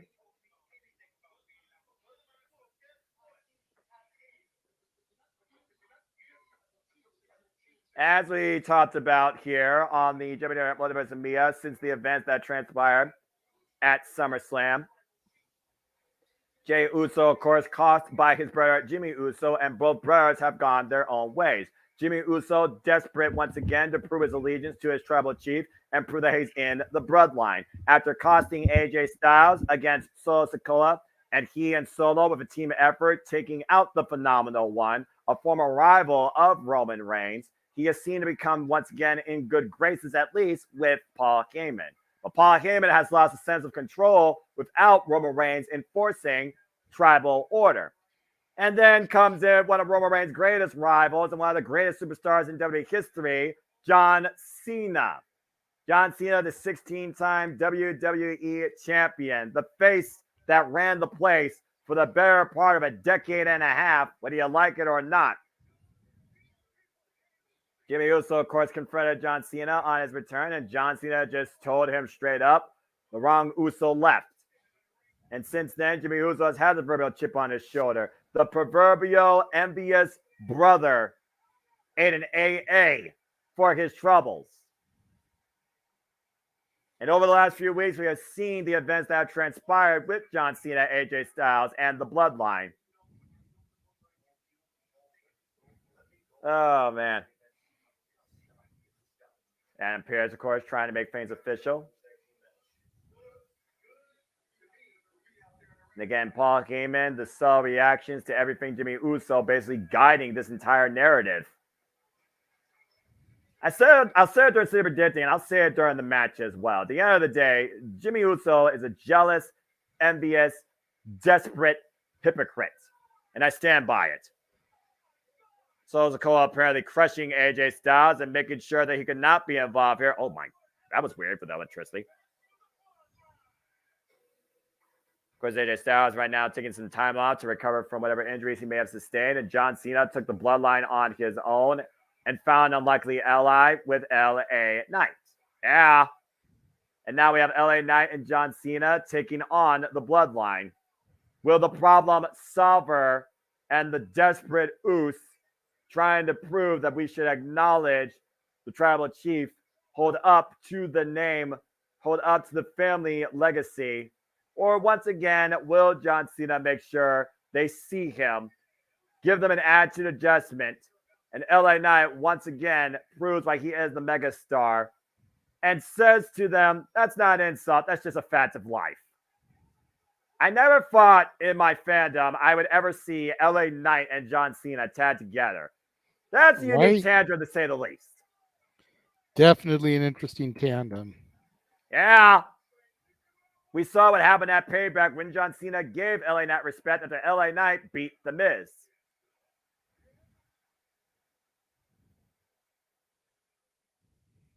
All right.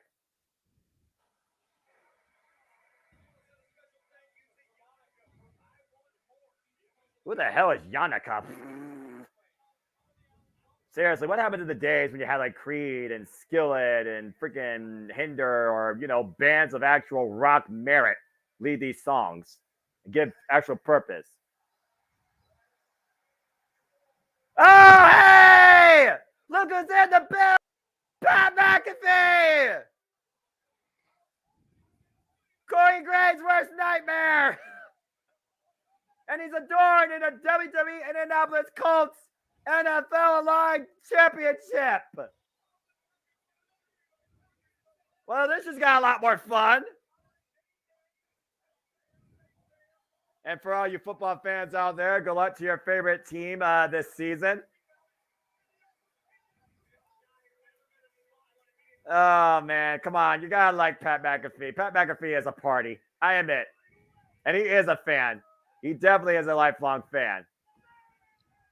Definitely a McAfee fan. And the last time we saw Pat, he introduced the most electrifying man in all of entertainment. Yeah, a random SmackDown in Denver, Colorado. And of course, longtime fan, friend of the Indianapolis Colts, former player.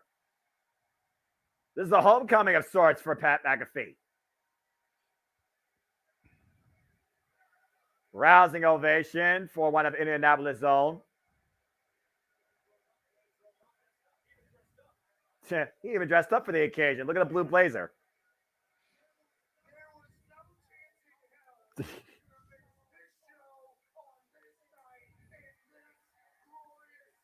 Yeah. Yeah, I agree. Yeah, Pat McAfee. Oh, man.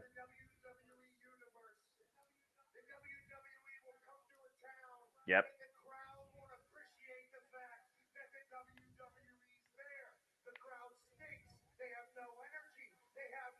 There have been some towns like that.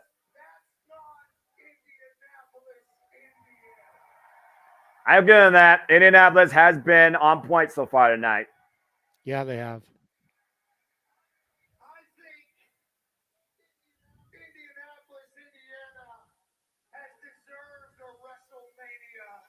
Wait, what? Wait. What are you trying to instigate here? Hold on. Indianapolis, Indiana deserves a WrestleMania. Let's not get crazy now. Hey. I mean, you got the Minnesota Vikings. You got the. Wait a second.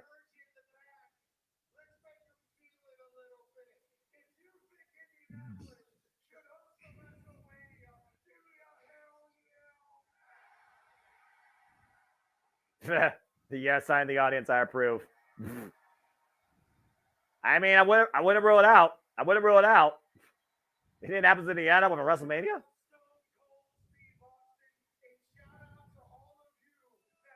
Indiana Pacers, yeah.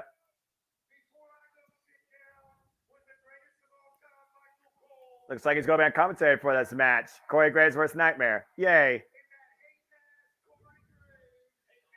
Pain ass. That's funny.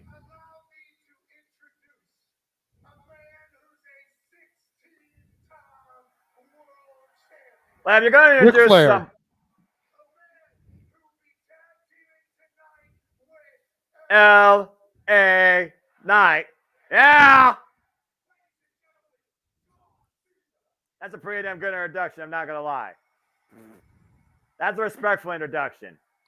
Although I do kind of miss Tony Chimmel with his John Cena. Yeah, and Justin Roberts for that matter. Yep.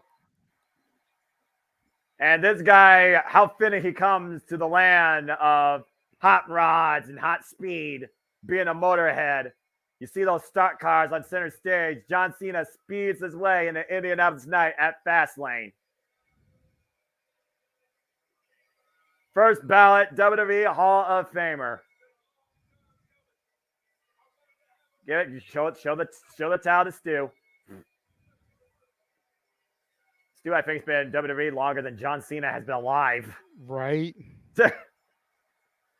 A rousing ovation for the 16-time world champion, John Cena.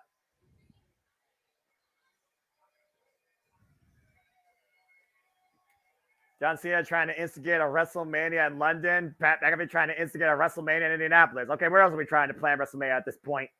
The Tokyo Dome. Don't get my hopes up. Okay, Hawkeye. That'll be the day.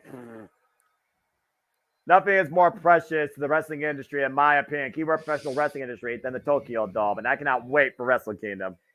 My true launching pad to the greatest of the professional wrestling events every year. And speaking of the greatest, here he comes, ladies and gentlemen, the man talk to you. Who has the entire world saying his name. L.A. Knight. Yeah. The winner of the Slim Jim Battle Royale from Los Angeles, California. Yeah. Expect a lot of yes during this match. Hey, everybody, take a drink every time you hear us say LA Knight. Yeah.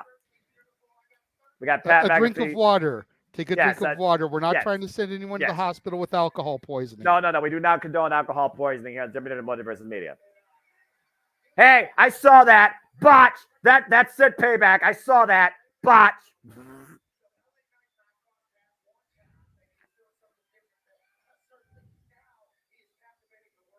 LA Knight that took the world by storm in WWE with his charismatic personality and his promo game. And here comes the biggest hit crit in WWE. I stand by it. Okay, am I the only one that finds it odd that Jimmy Uso, the one who's on SmackDown, the blue brand, has a red Tron, and main event Jey Uso, who's on Raw, the red brand, has a blue Tron? No, you're not the only one. Again, logic and WWE don't belong in the same sentence, but envious pricks do. And this is just ridiculous. I mean, come on. Jimmy Uso was the one that super kicked Roman Reigns in the face, saying, "This is what you should have did, Uso." And then what happened in Madison Square Garden? Solo Sikoa took Jimmy out. So what did Jey do? Jey fought on his brother's behalf in tribal combat. And Jimmy, because he couldn't be as big of a star as Jey Uso, bullshit to making sure that he was not going to become the same as Roman Reigns, cost Jey Uso every fucking thing. And now he's trying to prove that he should be the one you should acknowledge. And he's the better Uso. He's the main eventer. And he's the one right now Roman Reigns should put more stock into by any means necessary. Why Paul Heyman looks like all he's gotten is more gray hairs on his bald dome and has Roman Reigns on speed dial. Yep. Jimmy Uso and Solo Sikoa, as you pointed out, accompanied to the ring by the wise man, Paul Heyman. And make sure y'all go back and check out the top 10 wrestling managers of all time that Jeff and I did this past Friday on The Dad's Not Always on Wrestling. Paul Heyman makes an appearance where? You'll have to tune in and check it out. Keep a lot of good stuff. I stopped by for a second during my work day. I couldn't check because I was working, but you all did a banger of a job from the conversation that I was hearing. Thank you. Much appreciated, good sir. Please, folks, follow the Dad's Not Always on Wrestling, the Dad's on Wrestling. Follow the Jeff Meacham Network. Follow Casting Studios. Become a member of Casting Studios today. There's a ton of great content every day. Again, like I said, Jimmy Uso is the biggest hypocrite in WWE, trying to politic his way back in the good graces of Roman Reigns. And if anyone thinks differently, I dare to debate me on it. But this is definitely the biggest match in LA Knight's career. Not only does beating Solo Sikoa and Jimmy Uso put him up there as main event caliber talent, it puts him up there, has to put him up there within the eyes of the tribal chief, the head of the bloodline. While we got the problem solver, you might as well call Jimmy Uso the problem fucking caller. Did you notice that, though? Yeah, I did. Jimmy put his hand out for a little bit of love from his baby brother, and Solo just went through the ropes, not even acknowledging Jimmy. Well, again, Solo Sikoa, he already says, I don't have brothers. I acknowledge my tribal chief. He does not acknowledge Jimmy Uso. It's clear as day. Solo Sikoa is going to do what's best for Roman Reigns, not for anybody else. And that's what this is about at the end of the day. The bloodline, not Jimmy Uso. A shoulder tackle there by John Cena. And right now, John Cena and Jimmy Uso Paul Heyman, the wise man right now. Again, I wonder if the gray hairs are as wise as his wisdom at this point, or is he that stressed? Because Roman Reigns has been a non-factor since SummerSlam. He has not been at all involved in weekly WWE television, and it has to be aware, courtesy of Paul Heyman, what has been unfolding in the bloodline ever since. I'm sure he's definitely been keeping his eyes peeled, and as we are in the early goings, what will the tribal chief say when he comes back to SmackDown this week, especially if Solo and Jimmy are on the losing end here tonight? How will those ramifications and repercussions play into the return of the tribal chief? I'm sensing a tribal court and an exile or an execution. But again, like you said, that comes down to the actual outcome of this match. And so far, LA Knight has yet to get in. It has been Jimmy Uso and John Cena. Hey, look, there's that bald spot. And Solo Sikoa again on the apron, composed, not doing anything. Been noted as the problem solver. He's been literally Roman Reigns heavy. He's the one that put Jimmy Uso into the ambulance at Madison Square Garden. He's the one that put AJ Styles in the hospital backstage. And John Cena is calling for Solo Sikoa. And there's a blind tag, or a forced tag, might I add, by Jimmy Uso. And you see the treasured smile right now on Paul Heyman, the enforcer of the bloodline. Again, we see Solo Sikoa more so act on his own. Remember what Cody Rhodes said prior to WrestleMania? You think you're ready, you're not ready. How much does Solo Sikoa think he's ready right now that Roman Reigns has been basically gone for the most part? That's fair, and especially the fact that he is in there with the GOAT, as WWE calls him, John Cena. And John Cena right now, gets caught. Drop Cena. Solo Sikoa with shades of Umaga, one of John Cena's greatest rivals that John Cena overcame at the Royal Rumble in the early 2000s, last man standing, choking the man out and retaining the WWE Championship. Solo Sikoa, former NXT North American champion. And right now, John Cena just trying to get back to a vertical base. Solo Sikoa exercising his wheel. There's a tag to Jimmy Uso. And again, what Solo Sikoa does at this point will not be for Jimmy's good graces. It will be for the tribal chief's acknowledgement. And John Cena right now is in trouble and needs to make the tag. Again, we saw earlier, Jey Uso became a WWE Undisputed Tag Team Champion alongside Cody Rhodes. What do you think is going through Jimmy Uso's head with the fact that not only Jey won, but Jey once again is a Tag Team Champion? It's a good point. I mean, you got to wonder if Jimmy's looking to try and make a run for those belts now with Solo. We talked about all the time with tag team dynamics. You talk about Shawn Michaels and Mario Janelle. You talk about Johnny Gargano and Tommaso Ciampa. You talk about, the betters of duos at times. What Cora Jade tried to do against Roxanne Perez.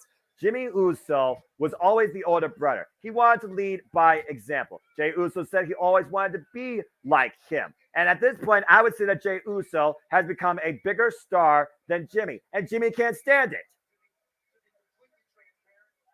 John Cena dropping a cheap shot by Solo Sikoa.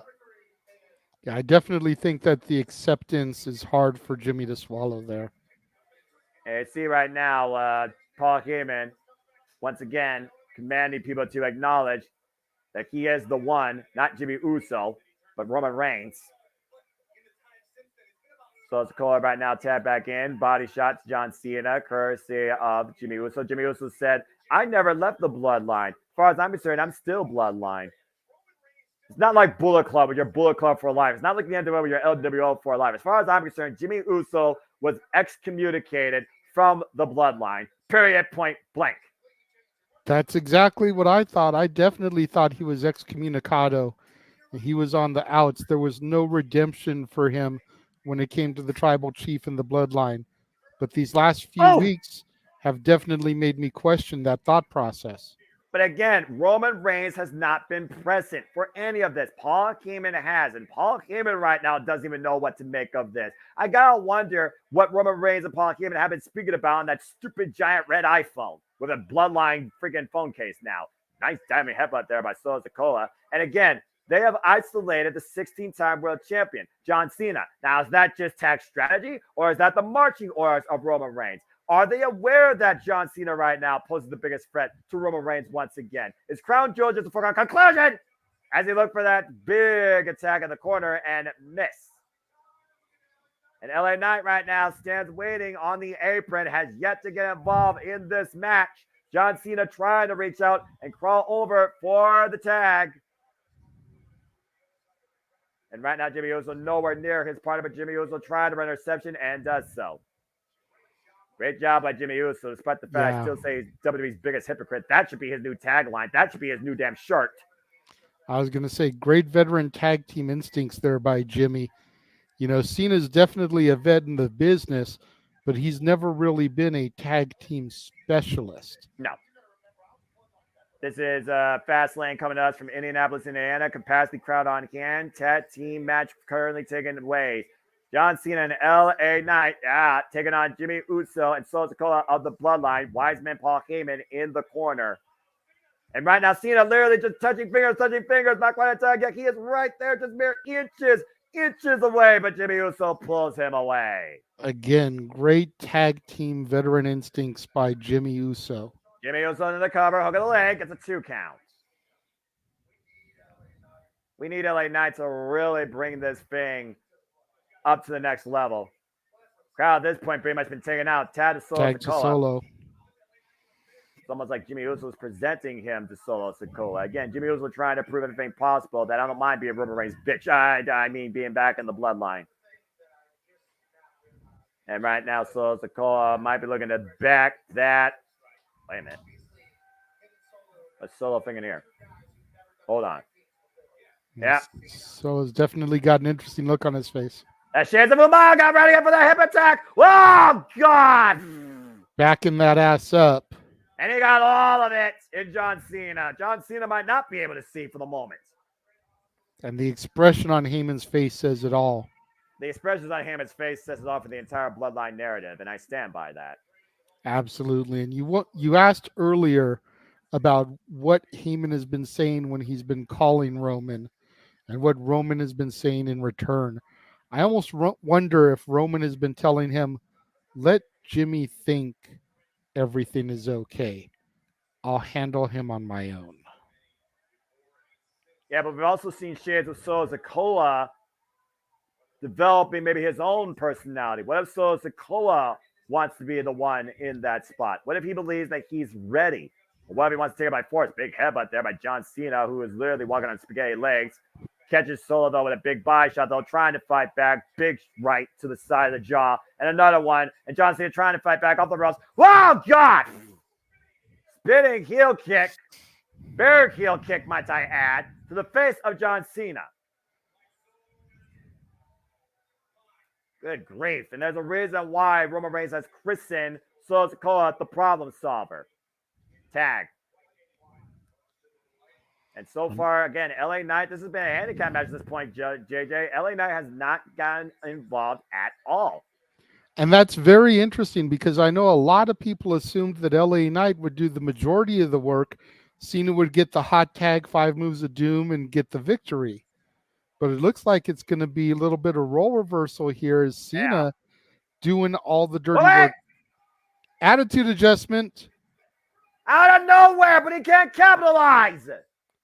Like I was going to say, looks like Cena's doing all the dirty work here, proving the fact that he does want to wrestle. Something that he said on SmackDown a few weeks ago, that he wanted to have matches. He wanted to perform again in the ring. So he's out there putting his body on the line, showing his hard work, his ring ethic, stuff that he's done for the better part of the last 20 years. Since 2003, John Cena has been the prototype of a top star in WWE, and LA Knight is right there. Cena crawling his way, and Solo with a cheap shot takes LA Knight off the apron and keeps John Cena's freedom at bay.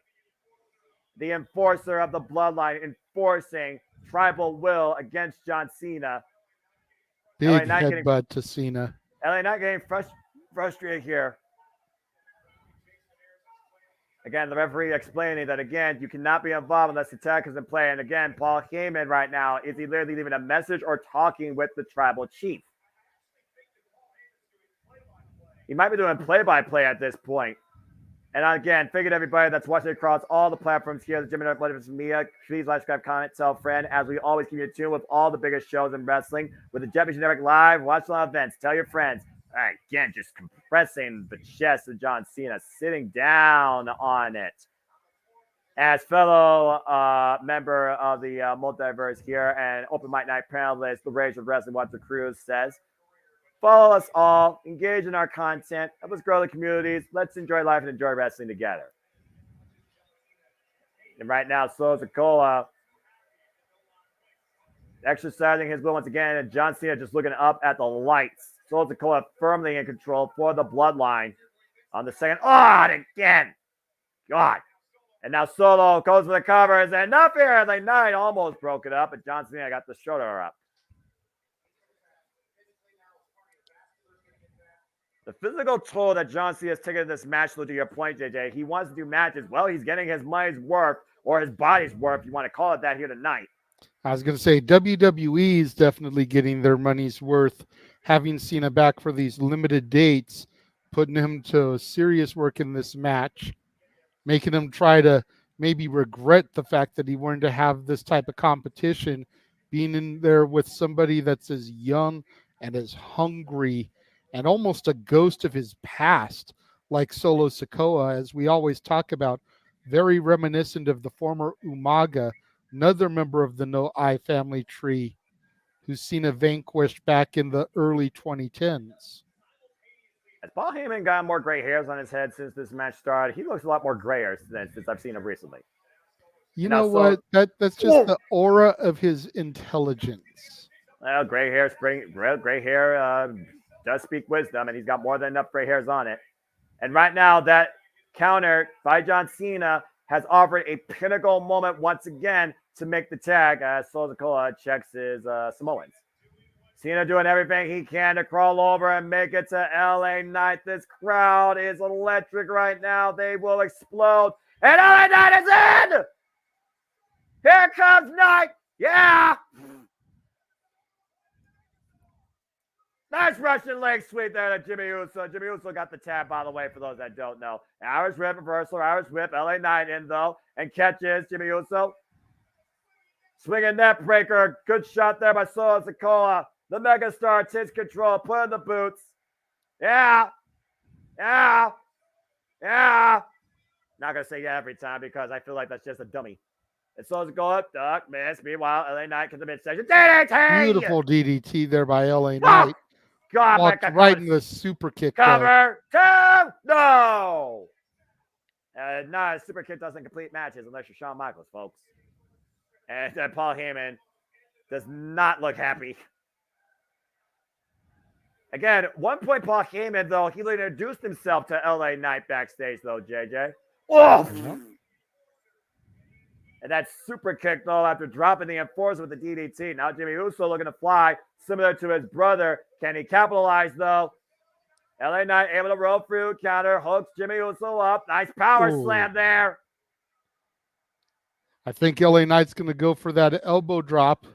Hey, Knight. Yeah, and off the ropes. Jumping elbow drop. Hits it. Here comes Solo, though, again, trying to enforce. Off the ropes, up and around. Oh, big pop drop. Let's see the top rope. Flying cross body. Jimmy Uso, the splash. But Cena's not the legal man. And everybody's down right now. Whoa. This is awesome, Noah. It's a hell of a match here. Let's take a look at this freaking exchange. High cross body by John Cena, Solo Sikoa, and Jimmy Uso. Perfect moment, perfect time. Uso splash to John Cena. And all four men are down for now in Paul Heyman's disbelief. Critical point of this matchup here at Fastlane in Indianapolis. Sold out crowd on hand. John Cena, LA Knight taking on the Bloodline. Jimmy Uso, Solo Sikoa. And with Roman Reigns to come for Friday night, you gotta imagine the pressure is on, particularly Jimmy Uso, to deliver. And LA Knight right now squaring off against the Bloodline 2-on-1. LA Knight put in this spot after AJ Styles was taken out. And LA Knight squaring off against Solo, against Jimmy, the jabs and the body shots, 2-for-1 special. Yeah, Each time. And then it goes down. Back elbow strike to Solo's the call now. And Solo rocked. And Solo, hours reversal. Jimmy Uso, though, up and over goes LA Knight. John Cena, though. Solo, oh my God, up on the shoulders. Oh, a super kick. Damn it.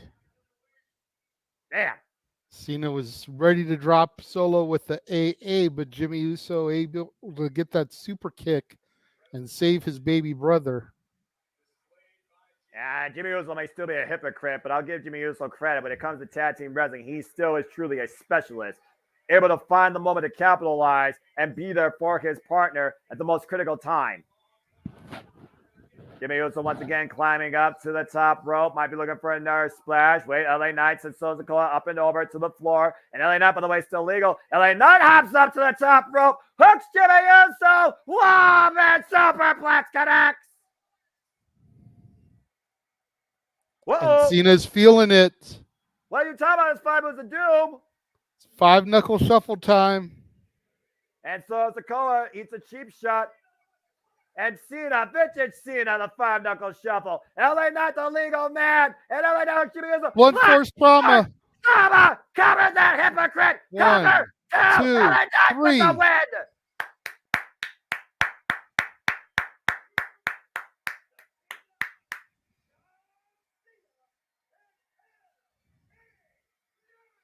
Yeah. That win was so damn gratifying and justifying. Jimmy Uso gets his just desserts. And Paul Heyman can't believe it. The Tribal Chief Roman Reigns is going to have a lot to say come Friday night, courtesy of this victory here of John Cena and LA Knight. Yeah. Hey, wait a minute. What? No. I don't need that. I don't need that. Not about that. LA Knight show respect to the true vet of the game, John Cena. From the greatest of all time to the greatest still to come in WWE, JJ. What a match, though. LA Knight hopping up like a cat to the top rope and hooking Jimmy Uso. Beautiful superplex. And off the 5-knuckle shuffle, Sozakoa trying to intercept and got caught. And then LA Knight with the BFT for the 1, 2, 3. Yeah. The hottest superstar today in WWE wins tonight at WWE FASTLANE alongside John Cena, LA Knight. Yeah. Paul Heyman, I don't hear everything, but I just heard Paul Heyman said we may have a problem. Problem solver unable to solve a problem tonight that may have just developed even further. Good win, though, tonight. Congratulations to John Cena and LA Knight. Yeah. Oy. All right. Now I can breathe for a moment. Look, I'm not going to lie. Like I said, Jimmy Uso, he is what he is, and he proved it tonight. So I hope Friday night he gets his just due. Hey, it just goes to show you pay for your sins. And at the end of the day, Jimmy Uso was the dummy. Yeah. Oh, man. I needed that. That was good. Yes, it was. All right. Let's see what we got here. Matthew with that. Yeah. Walter with that. Yeah. The biggest win of LA Knight's career yet. Yeah. All right. Stop saying yeah in the comments because you're going to make me say it until we get to our freaking next match, which I believe the only match left is right now the main event known. And again, I hope people have been enjoying the conversation, enjoying the reactions and the commentary, courtesy of me and JJ, where it's me, JJ, Jeff, Dattila. We are happy to engage and connect with you all here at the WWE Multiverse Media for all live watch-along events as we go backstage to a very distraught Judgment Day. Uh-oh. I'm going home empty-handed. Oh. Damian Priest will not be denied.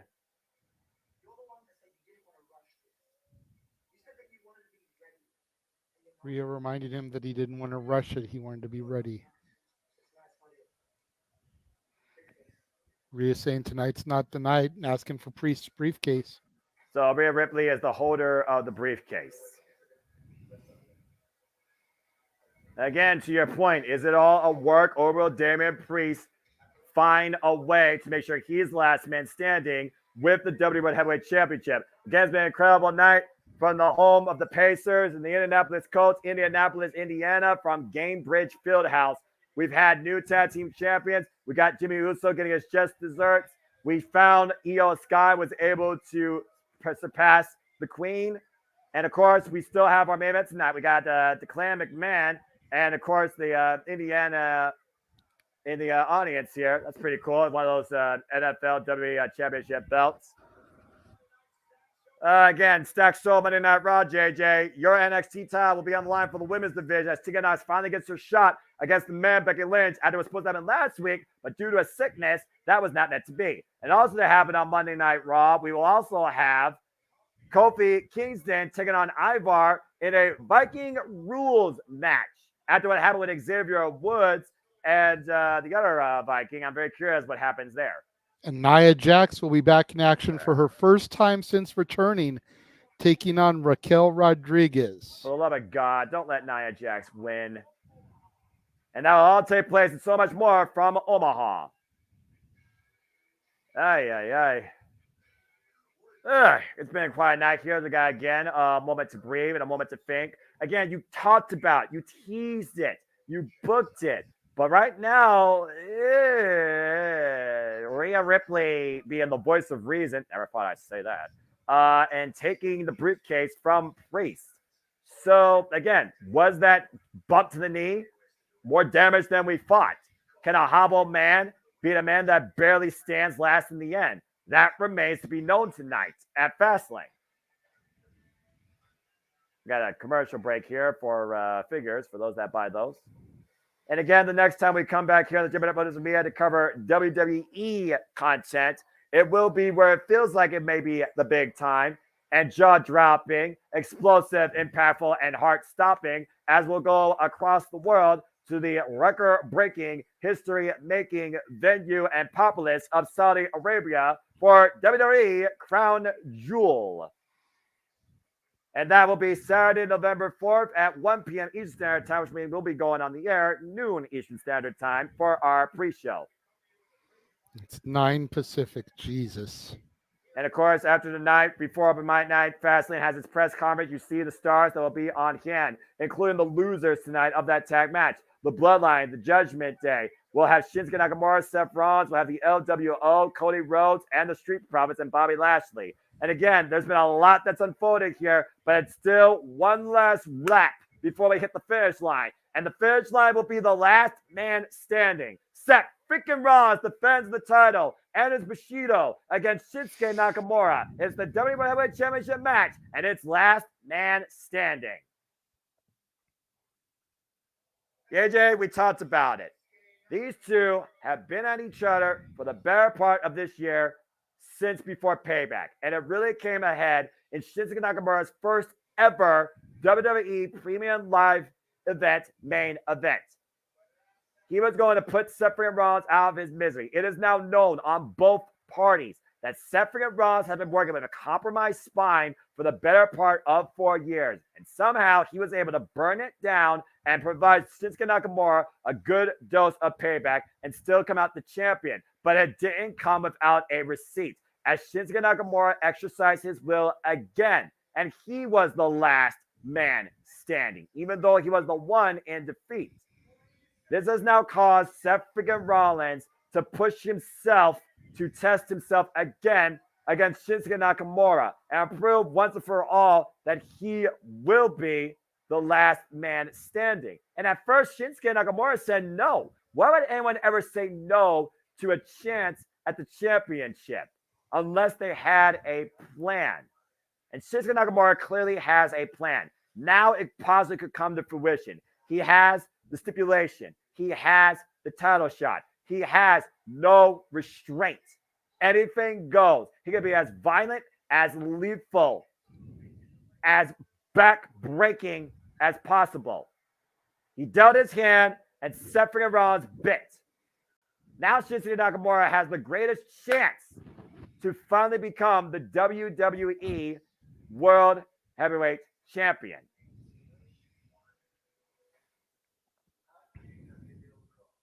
This is going to be very, very interesting. Last man standing matches are beyond brutal. They shorten careers. They put you on the injury reserve. They test your resolve. They empty out your resilience. They force you to push yourself to another gear. And Seth freaking Rollins has to do that tonight against Shinsuke Nakamura. Yeah, Seth messed up when he gave Shin the opportunity to pick the type of match he wanted. Because what better match to focus all kinds of aggression on a noted injury like a spine, like a back, than a last man standing match. This was a horrible call by Seth Rollins. You heard Seth, though. He said at this point it doesn't matter because at the end of the day, I would have left it all out there. And until I leave it all out at the point I can't get up, I will do anything possible to make sure I am still Monday Night Rollins. And this attack by Shin on Raw this week, just so beautifully orchestrated. Seth distracted watching him on the Tron cut a promo, and Shinsuke coming into the ring from behind and just destroying Seth with a chair. Counting to 10, showing that Seth is beatable, that there are ways that he won't answer the count. Will Shin be able to orchestrate that master plan tonight is the $1 million question. Well, and I got to say, as much as I enjoyed seeing that bitch arrive in the arena more than once backstage, I'm surprised they haven't done more with her, not even an interview segment or something. Remains to be seen. Maybe you'll get an exclusive. Here we go.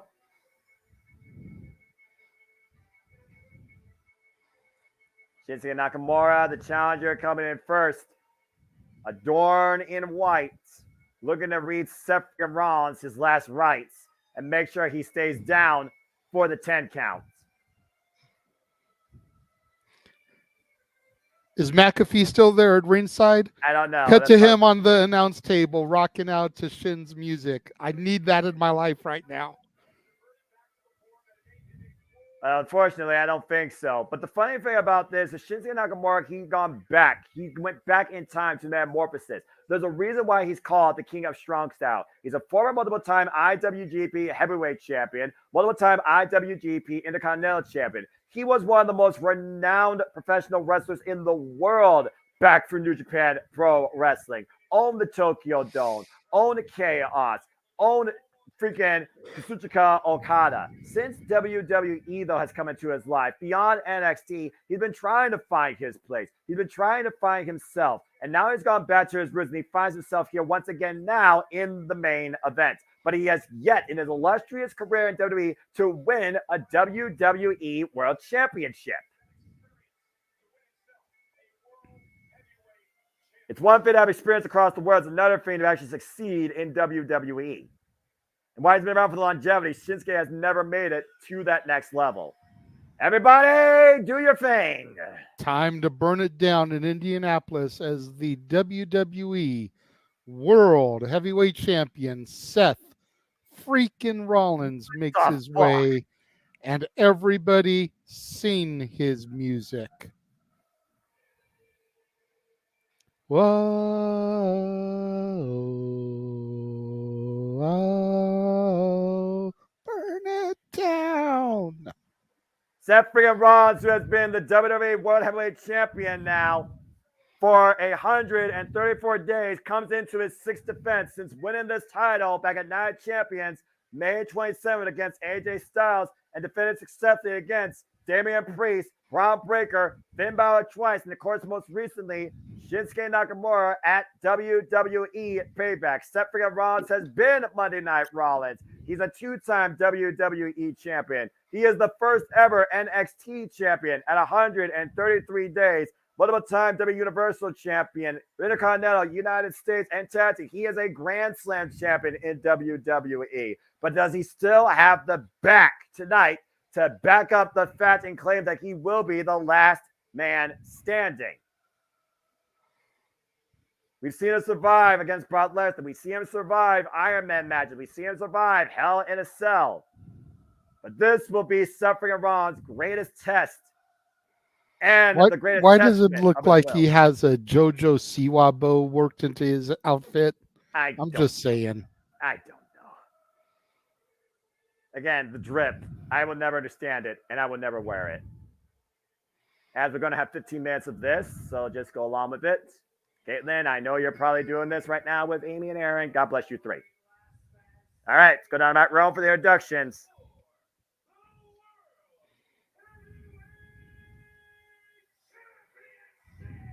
The newly christened WWE Heavyweight Championship following the legacy built by the original Big Gold. Shinsuke Nakamura was NXT champion for 147 days combined.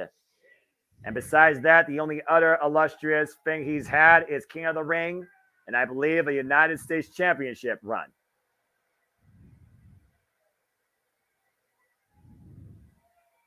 Oh boy. The maniacal Monday Night Messiah, the visionary, the revolutionary, the face of Monday Night Raw, the current WWE World Heavyweight Champion, the man's man, Seth freaking Rollins. Seth Rollins showing no sign of wear or tear or pain. Composed and looks ready to go, but is he ready to hang against Shinsuke Nakamura in Last Man Standing? Testing his Bushido. A code of honor, discipline.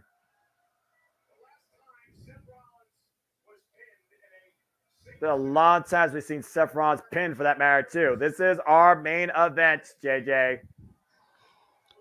Last time Rollins was pinned in a singles match was January 2nd of this year, Noah. But again, you don't have to pin your opponent here. You have to keep them down for a 10 count. That's a whole different ball game. Here we go! And look at the heavy kineso tape already on the spine of Seth freaking Rollins. Whoa, and looking to come already, and Shinsuke is just walking it off. Shinsuke knows right now that he is in the champion's head. He has the mental game, and that might be all he needs to take advantage of Seth freaking Rollins, who's been a mental game himself. He is the architect. And again, Rollins has been very vulnerable. He's been very honest about the condition of his back. And right now, Shinsuke has him to come on and up. Well, Candlestick will definitely help. Whoa, swing and a miss. And Rollins right now. Oh, Shinsuke Nakamura picks the ankle. Oh! Jesus. And already, target sighted, target executed, driving the spine into the barricade and the ring apron. Danny, good to see you. Again, appreciate all y'all that are tuning in on our Fastlane main event before we take a brief hiatus and get ready for the weekly Saturday Night Shenanigans hosted by JJ Williams at our open mic night. This is our main event for the WWE World Heavyweight Championship, and it is Last Man Standing. And Red Shinsuke right now with the front headlock, dragging Seth towards the entranceway. Oh, God, that is not going to help Rollins back. Nakamura trying to set up for that vertical suplex on the apron. Rollins able to reverse it. Shinsuke Nakamura and Seth freaking Rollins first met in one-on-one action in 2018 at Survivor Series. Won the Intercontinental Champion, won the United States Champion in a battle of brand supremacy. It was Seth freaking Rollins that won that night. In 2021, 2 years ago, they met at Fastlane, where the maniacal Monday Night Messiah, Seth freaking Rollins, beat Shinsuke Nakamura. And Rollins right now looking to give Shinsuke Nakamura a bad back, powerbomb, and exposed concrete. Nakamura, though, countering, though, trying to drive him face first, but still ring steps. Seth again countering right now and taking advantage of Nakamura. And we know this match is going to go the distance. It's going to take a lot to not only break a man's back, but break a man's will for a 10 count. It's hard enough beating an opponent in a traditional match for a 3 count. You have to make sure your opponent cannot get up to their own feet for 10.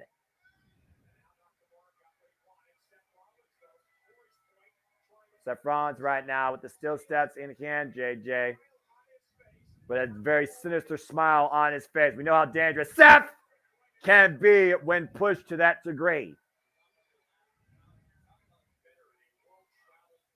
And right now, Seth Rollins. Whoa, God! That was a crazy throw. And meanwhile, look at a curb stop. Stays head in the steps and misses. Caught the kick. Oh! Driving Nakamura down with the rolling elbow strike. And so far, Seth Rollins has been able to stay in the driver's seat in the early going, following that initial assault to his spine against the apron and the barricade. Now bringing 2 candlesticks into play. Again, when you talk about the will, we talk about the mindset of the champion, the fact that he's willing to dish it all out, leave it all out there for his family, for this business. And he won't leave anything less than 100% before he loses this championship. Seth Rollins now bringing all the plunder in the ring. We got tables, we got chairs, we got trash cans. All this and more at Fastlane, Indianapolis. Sounds like that Montgomery Flea Market commercial waiting to happen. That jingle. Why not another table? Well, you know, you can never have enough wood. Wait, that doesn't sound right. And Rollins right now coming back inside the ring. Nakamura dropped to his knees, trying to get back to his feet. Or is he trying to lure Seth Rollins for security? Caught Rollins with a kick. Again, one of the most lethal strikers in the game. That Boombaye or the Kamigoye knee strike. What a rising knee on a draped Seth Rollins on the apron. Rollins right now, very precarious situation. Oh! And again, JJ, the knee right to the back. Nakamura just going with deliberate shots, doing everything he can in these early goings to try to wear him down so that come crunch time, he can try to capitalize even further. But again, this business could make you or break you, JJ. Seth Rollins admitted on Monday, he has that passion. He has that obsession. There's a reason why he fought so hard to become the WWE Heavyweight Champion in the first place, when Raw didn't have a World Championship on its show. Well, yeah, he wanted to show up the Universal Undisputed Champion who can't even be bothered to show up on a regular basis. Yeah, acknowledge that fact, might I add. And acknowledge the fact that Shinsuke has nunchucks. And he is trained in those. Oh, man, those can break a bone. Knotting up the hamstring. Oh, God, that was right to the back. I heard something crack. Nakamura wearing red like Raphael, but those nunchucks of Michelangelo's here in this match. I think Master Splinter approves that reference. Go check out Jada's review on TMNT, folks. Oh, there's a kick. Especially with the wood. Oh! Sliding German suplex as he goes to the outside. And again, all the impact on Seth Rollins' back. And so far, he has been very precise in his attack. Now, Shinsuke off the second rope. Oh, God! The knee strike to the side of the face takes Seth Rollins off his feet. And right now, Nakamura will let the ref start his first 10 count of this match. To 4. Now at 5. And Shinsuke knows Seth's not going to stay down for a 10 count. He's trying to break the man's will more than his back. That's what this really is about, JJ. Shinsuke Nakamura is trying to break the will of Seth freaking Rollins. You break the will of the champ, and the championship comes an accessory. Yeah, Seth Rollins has had the John Cena philosophy as of late. Never give up. Nakamura just wants him to give up and quit. John Cena never quit an I quit match. I can't tell you the last time Seth freaking Rollins gave anything less than 100% last man standing. And right now, Shinsuke again, nunchucks in hand, might be looking to choke out the champion this time. And literally wrenching the jaw. You see the chain across the jawline of Seth freaking Rollins. Seth driven down to a knee. At this point, you can't break a man. You can wear him down, JJ. You can incapacitate him. There are many different ways to keep a man down for a 10. That's all that matters. Keep him down for a 10 count. Simple as that. Absolutely. You got to wonder if Shinsuke will get desperate and bring in like some nunchucks or something to try to keep him incapacitated and on lockdown, so to speak. Oh, God. I've seen some very innovative ways to keep a man down for a 10 count, whether it's duct tape, whether it was shots to the head, whether it was crushed underneath a table, a steel ring step case. You and I called one of the damnedest last man standing matches ever at SummerSlam the freaking last year between Brock Lesnar and Roman Reigns. Look what it took in that match to keep the Beast Incarnate down. I'm not going to say that Shinsuke Nakamura's going to those lengths. I'm not going to say Seth freaking Rollins is that sort of freaking predator that you have to do that type of stuff. But again, last man standing, you have to go further than what's regularly expected from you or your opponent to keep someone down from 10. And sometimes resourcefulness or violence is the path to success. 100% accurate there, Noah.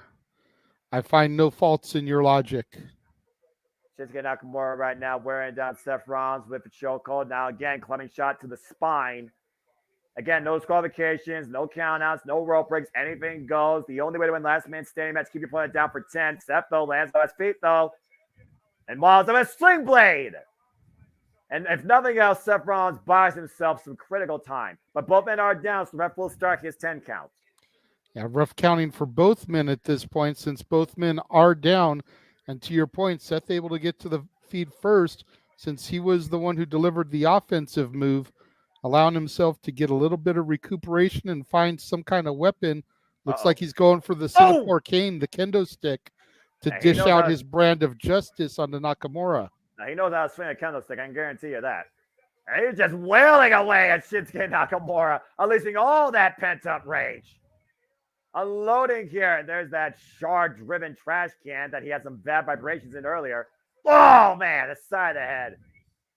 And Shinsuke driven to the outside. Now Seth looking to follow up, continue to capitalize here on the offense. Seth looking to pick up speed. Go for broke from the middle of the ring. Seth flies the tope suicida. Lands on his feet. Brings Shinsuke back inside the ring. Again, what is going to be the one physical determining blow that's going to tell the story of this match? Oh, and Shinsuke was covering up, but he left his midsection exposed. The running knee strike by Seth Rollins. He enough of those tonight, I'll tell you that much. And now Seth right now going for broke on the top rope. Frog splash. Got all of it, but man, did he not the win out of himself in the process. And now the official once again start his 10 count. Again, Umaga was incapacitated, being choked out with the steel freaking ring rope by John Cena in Last Man Standing for John Cena to keep the WWE Championship. And that was back at Royal Rumble 2007. And once again, Nakamura back up to his feet. Seth Rollins looking to swing and a miss.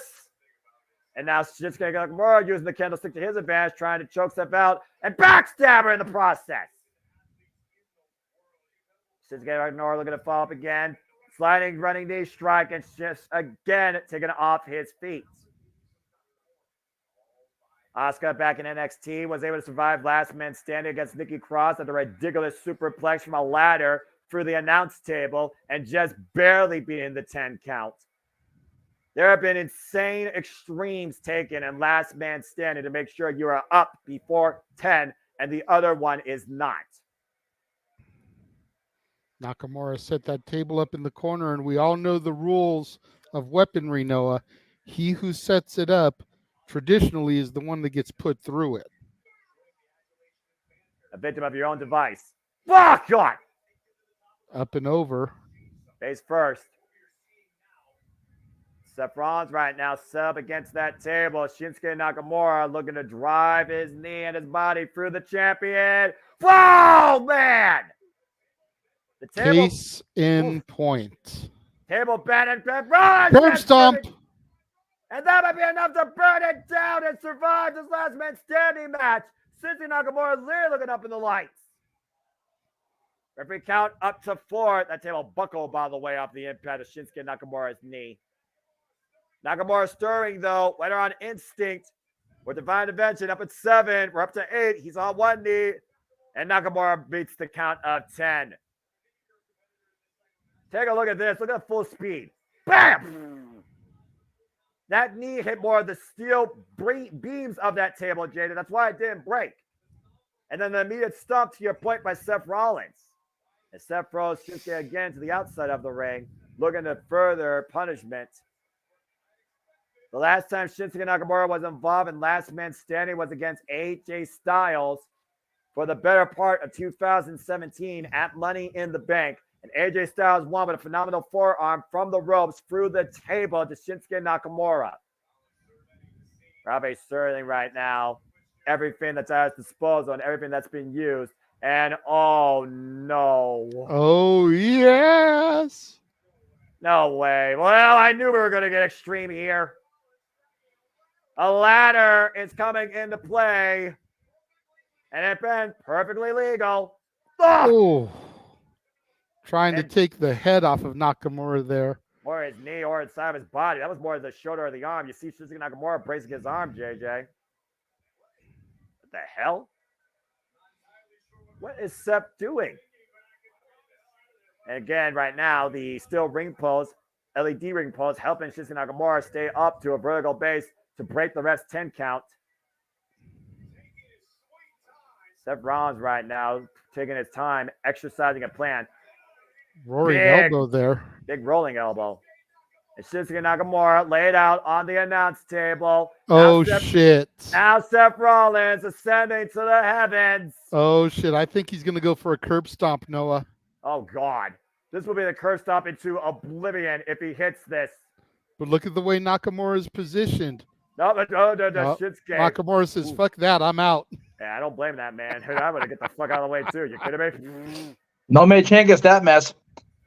Yeah, right? Man on the marquee with the freaking point. Oh, God. Just driving Nakamura into the barricade with that running, jumping forearm. And now into the apron face first. And Seth Rollins again unleashing all the rage, all the frustration, everything that has put him into this spot. The reason that he puts himself through this amount of punishment for the better part of 4 years plus. Again, that exposed concrete's also on the floor. And it looks like now they're taking it out into the WWE Universe. ETA was about 5 minutes ago, Jay. Gotcha. Thanks. No problem. I was wondering why we were so quiet for a moment there. I just want to make sure everything's okay. And Seth right now with a steel chair in hand. And Shinsuke Nakamura going further into the WWE Universe. Looks like we're going to take it to the crowd. Oof. And Rollins in hot pursuits of Shinsuke Nakamura. By the staging area now. And Seth driving Shinsuke into that crowd barricade. I really hope those stock cars do not have keys in their ignition if I know the minds of these two men. Right now, Seth Rollins up on the shoulder, Shinsuke Nakamura, and whoa, counter off! Right into that barrier, face first. And Nakamura and Seth right now fighting over at the edge of the stage, the staging crate, and the edge of the audience. Nothing but concrete everywhere, concrete and steel. Oh, boy. What's Nakamura looking for here as he climbs up on the stairs? May I remind you, those stairs right there do not have no railings on the outer part. All it's going to take is a bad step, and someone's going to have a horrible fall or injury. Again, this is for the WWE Heavyweight Championship. It's last man standing. You got to go for broke. You got to put life on the line. You got to go risk for risk. And Seth right now literally taking a bite and wrenching the head of Shinsuke Nakamura. Again, no disqualification, no counts. This goes until one man cannot step down. Oh! Dreaded low blow. No! God. Right onto Rollins' back. A dreaded low blow and a fall to the concrete down below, to your point, on the spine. Seth fall down, go boom. Yeah, that's putting it politely. Count of 5 already. Nakamura right now could be closing in on his first ever WWE World Championship, the WWE World Heavyweight Championship. Seth Rollins trying to have himself up for the stage crane. He does so at 9. Barely. Doesn't matter. Barely's enough. I give you barely's enough, but you got to figure with it being that close, if Nakamura can get him down one more time, that's got to do it. Again, how much do you break a man's will and body to keep them down for 10? Not 9, not 8, not 9.5, not 7 and 4/10. 10. That's the only number that matters tonight. And right now, the steel chair being exercised on the back of Rollins as they are going once again closer to ringside on the entranceway. Shinsuke Nakamura exercising his strong style with that kick. And another pinpoint shot to the spine. Shinsuke Nakamura with the windup again, looking for one more big shot. Seth again. Whoa! That could have been disastrous. Stinger effect. And now Seth Rollins hooking up Nakamura on the concrete. Uh-oh. Oh, God! Jesus. Back body drop on the exposed concrete to Seth freaking Rollins of the attempted pedigree. You see the way Rollins' body splats. You see right now him grasping his right hand, his right wrist. Might have had a stinger effect there. It's one of those things also where you don't know how to react or what to do when you have no feeling in your body either, even for a short period of time. Shinsuke Nakamura once again bringing Seth freaking Rollins back inside the ring. John Cena once buried Bray Wyatt inside a stage crate to be the last man standing at WWE Payback following WrestleMania 30. And Shinsuke Nakamura might be looking for the final shot here. Kinshan! Never mind. Caught with a super kick. Double under the pedigree. Pedigree! Pedigree! Is it game over? And the official right now starting his count for both men. Take a look at this. The Kinshasa caught into a running super kick, and Seth Rollins hooked Nakamura perfectly for the pedigree. Does Nakamura still have to continue? Seth Rollins up to his feet, though. Up to 8. We're up to 9. Nakamura just beats the count again. Barely does he roll to the outside. Again, Seth and Rollins favoring right now. The damage done to his lower spine. You see him grasping it, JJ. Seth has eyes on that table in front of him. We talked about the conditioning. We talked about the wear and tear. We talked about the endurance factor. All that's coming into play now, particularly for Seth freaking Rollins. He can't even lift that table.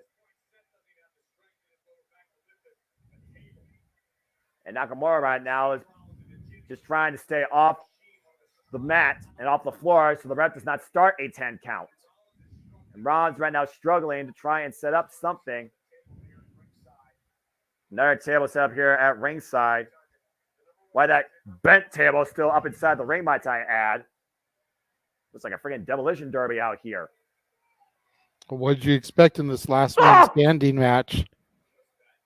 Nakamura driving the back and the spine back into the ring apron there. Nice combination offense by Nakamura to follow up as the people are trying to wheel back in Seth freaking Rollins. And Shinsuke Nakamura sets Seth Rollins up on that table to the outside. Shinsuke Nakamura looking to go up to the second rope. What the hell is he faking here?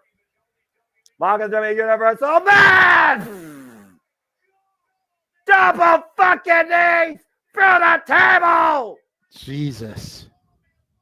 He may have broken Seth fucking Rollins' ribs. Jesus. He may have broken Seth's ribs and blown his own knees out there, Noah, doing that move. Yeah, but what cost to your point? But look, he's got grass on the barricade right now. He's got leverage. Seth Rollins has nothing right now but freaking heaving. And right now, we're up to 8. This might be it here. Up to 9. Using that piece of table. Is it going to be enough? Yeah, he wheels his way back to his feet at the last possible second. And Nakamura again, immediately on the attack with a steel chair. Right to the kinesio tape there on his back and the small of it there. Damn near like a bullseye. He's unloading. He has to, JJ. He may not get another chance. This is for the championship. It's almost shades of what Undertaker and Triple H did at WrestleMania, where Triple H yelled at Undertaker, stay the fuck down. At the count of 5 right now, and Seth Rollins refusing to stay down with every fiber of his being. Just preserve yourself for another day, man. Come on. Nakamura right now just cackling here. He's loving this. He's laughing it up right now. Oh, I paid for it. Jesus. Man, that went right in the LED light, making the LED ring post there kind of short circuit. Yeah, I was about to say, yeah, that was some real blunt force trauma to your point. The freaking LEDs malfunction. Look at it again there. You see it start glitching like Vanellope. Yeah. Oh, you get that reference, do you, Noah? A Disney reference? You get that? When I was once a week, maybe gonna have to have you sing some Wreck-It Ralph songs on the 18th of November, Noah, since you get that reference. Don't get me started with that shit. When I was once a week, maybe we can get Noah to sing the Sugar Rush theme. That's in Japanese sugar, too. Sugar. The only rush right now is the rush of adrenaline that Suffering Rollins apparently has had as he ascends the ladder again, trying to look for the curve stomp from heaven to send Nakamura to hell. And Nakamura is following a hot pursuit on the other side of a damn ladder. So what you're saying is there's adrenaline in your soul and J1 tag goal with Cody Rhodes? Oh, God. Whoa. Rollins, oh, my God, the mist! The red mist is a great Buddha, and Seth crashes from the ladder for that table. Shades of Shinsuke Nakamura's greatest idol, the Great Muda, missed in the face of Seth freaking Rollins. And he just threw him off that ladder through the table. In a count of 5. Is Nakamura about to celebrate as the new WWE Heavyweight Champion? We're up to 7. 8. Seth Rollins trying to stir. 9. Get down, Seth. It's not worth it. And he's back up. Michael Cole even telling Seth to stay down. And he wouldn't do it. Well, great minds think alike when it comes to your sanity versus long-term injury. Damn! That should have been it right there. And he took that mist all up in his grill. Oh, my God, that's gross. That red mist, too. Great Muda can tell you what the red, the black, and the green mist. Each one are different levels of pain and intensity and blindness. Black's the worst. Ask Nydia. And Wyland's right now off through the damn chair in the ring. Sidewalk slam, writhing, convulsing in pain. Shinsuke setting up Seth Rollins again. Kinshasa through the table. Count him. That's got to be it. That has to be it. For the love of God, someone save Seth fucking Rollins from himself. Because Rollins is down and out right now. Shinsuke has to have it. Absolute brutal display of brutality by the King of Strong Style. We are up to 7. 8. Rollins is somehow still 9. trying to stir away to his feet and does so. And he's on his feet. Great wherewithal. That's smart. And instincts by the champion, but foolishness on the actual individual. What the hell does Shinsuke need to do? And Rollins turned into the timekeeper area over the barricade. Again, Nakamura is seeing red, despite the fact he spit red mist at Seth freaking Rollins. He already should have been champion 2 times over. And once again, back out in the WWE Universe, Seth freaking Rollins.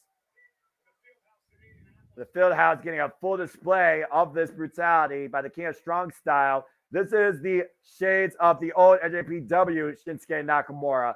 The dominant, violent, strong heel that led as IWGP Heavyweight Champion of Chaos. Oh! The same man that beat Kazuchika Okada in 2015 via submission. And Seth Rollins right now just set up against that partition, against the audience. What the fuck is Shinsuke thinking here? This is not where we should have seen against AJ Styles 6 years ago, for being real. I don't know if Seth Rollins is going to be able to walk the same again. We talked about, again, how Seth says he won. Oh, my God. Again, just the clubbing onslaught, the stomps and the punches by the King of Strong Style. Nakamura now looking to lift Seth freaking Rollins, maybe for the last time, to a grave. What the hell? Rollins fights back, though. And now Seth Rollins hooking up Shinsuke Nakamura and pedigree! How is Rollins able to still do this offense? It's the will of the champion. It's the passion of this man. And Seth Rollins, curb stomp! Another stop to Shinsuke Nakamura. Both men down on that raised partition in front of the audience. Referee starting his 10 count again. A count of 4 right now, a count of 5, and both men are not to their feet. In the case of a double count, the champion would retain, by the way. Nakamura and Seth both able to get back up to their feet, if nothing else because of that barricade. And Seth once again hooking up Shinsuke Nakamura. Oh, God, no. It's a fucking arrow! Jesus. Tables! But who did that damage more, Noah? Look at the way Seth is writhing in pain after crashing through the table with that Falcon Arrow. At this point, JJ, I don't know who is damaged goods more. I know this, that Falcon Arrow needs to do the deal for the sake of both these men's careers. Up to 7. Both men down, up to 8. And Shinsuke Nakamura up to 9. Then collapses, and Seth Rollins retains! God! Damn this testament of will demonstrated by the maniacal, broken Monday Night Messiah. Seth freaking Rollins finds a way to be the last man standing against Shinsuke Nakamura.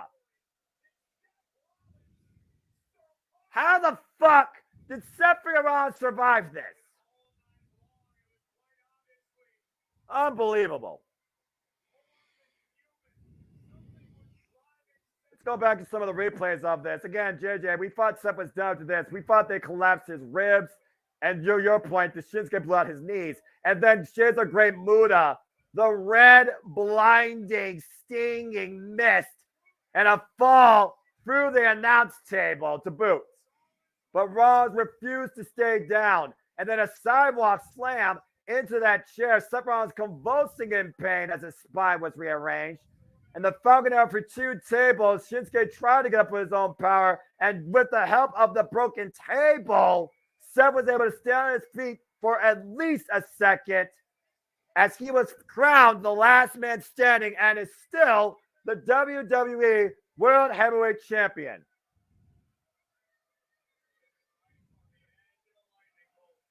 Seth Rollins once again living in the fast lane, proceeds without caution. This man remains the face of Monday Night Raw and remains the WWE World Heavyweight Champion. Good Lord.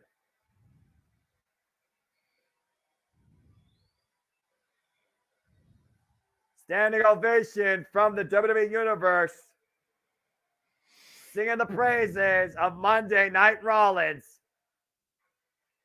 As we finally pull into the finish line for this WWE PLE, we thank you once again for tuning in to this live watch live event. For the Renegade Wrestling, JJ Williams, I am the Seminole Foster saying congratulations to Seth freaking Rollins, once again proving why he is Monday nights, being the last man standing, taking first place in the main event. What a show. Good Lord. Wow. I'm surprised we're ending. No cash in. Right? That knee. Legitimately surprised, but not mad about it, right? No, I'm okay with it. It's got to happen eventually, but at the end of the day, Rhea Ripley with discretion beating foolish maybe merit, and Damian Priest being preserved for another day, considering that's Judgment Day's biggest chance to rule Monday Night Raw with an iron fist, not wasted. Seems to be, based on what I'm seeing the highlights from Rhea earlier, the Night of the Mist. Mm-hmm. Yeah. Oscar with the blue. Well, I'm sure that's not the first time Charlotte had something sprayed in her face. Well, you kindly, my goodness. It's one thing with the Bucks. What did Charlotte ever do to you? Good Lord Almighty, my goodness. Hey, that's I'm why not he's saying the you're wrong, but damn. Renegade released. What? That was Renegade fun. That was a fun You PLE. want to rethink that phrasing, Noah, based on what he said? What? Thank you. Can I? Yeah. I said you want to rethink that phrasing based on what he said? Renegade release. I'm just throwing that out there. Engaged. I don't know. I mean, Engage works. Engage works. There we go. Engage works. There we go. Kill switch engage because you done killed that one.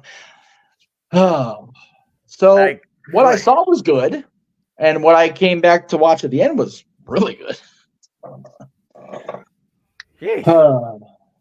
Good night. Good day. Not so much at the crypt for the Kings, but you know what is. I am going to bow out of the room so I can make sure everything is set up in the other stream for open mic night, gentlemen. All right. I will let Jeff wrap things up here and hit the live button over there exactly at 8 o'clock. Then I'll run the post pay-per-view introduction, which is about 5 minutes, not near as long as the normal one. That way we still come in, where we need to. But all right. So I will see everybody in a few minutes over on the open mic night side of things. Okay, so I'm hitting live right at 8 o'clock on the button. Yes. Very good. Can do. Fair enough. As we check out the super chats, ding. Queen sleep for the big baller. It's been a couple weeks of that so far. I think we had Walter clean sweep last week during Wrestle Dream, although that didn't say much. It pretty much became a predictable show, but not a bad show. Right? No, I mean, again, there really hasn't been a bad show this year, and that says a lot to the entire wrestling. Has there been some shows that are underwhelming? Maybe. It depends on, fans' perception. But overall, every company this year have been firing on all cylinders.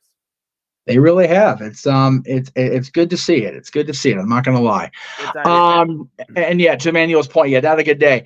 I know you're not a sports person, Noah. Dodgers opened up game 1 of the division series down 6 runs after the first inning. Their ace went out. Clayton Kershaw went out after 36 pitches. Well, what are you gonna do? Kershaw had a bad start, and we're on the radio heading out of the hockey because it was a post-game Kings event for the season ticket holders. That's why I was able to be on because I wasn't part of that because I came into the plans late. But we're listening to the game on the radio, and they're calling. It's like we're still in the first inning, and like we're hearing this, and like you could hear the announcer. It's like, oh, this is not going to be good. And then he said the score. It was like, so Kershaw out, bottom of the first. We'll be back 6-0 Arizona. It's like, oh, yeah. Well.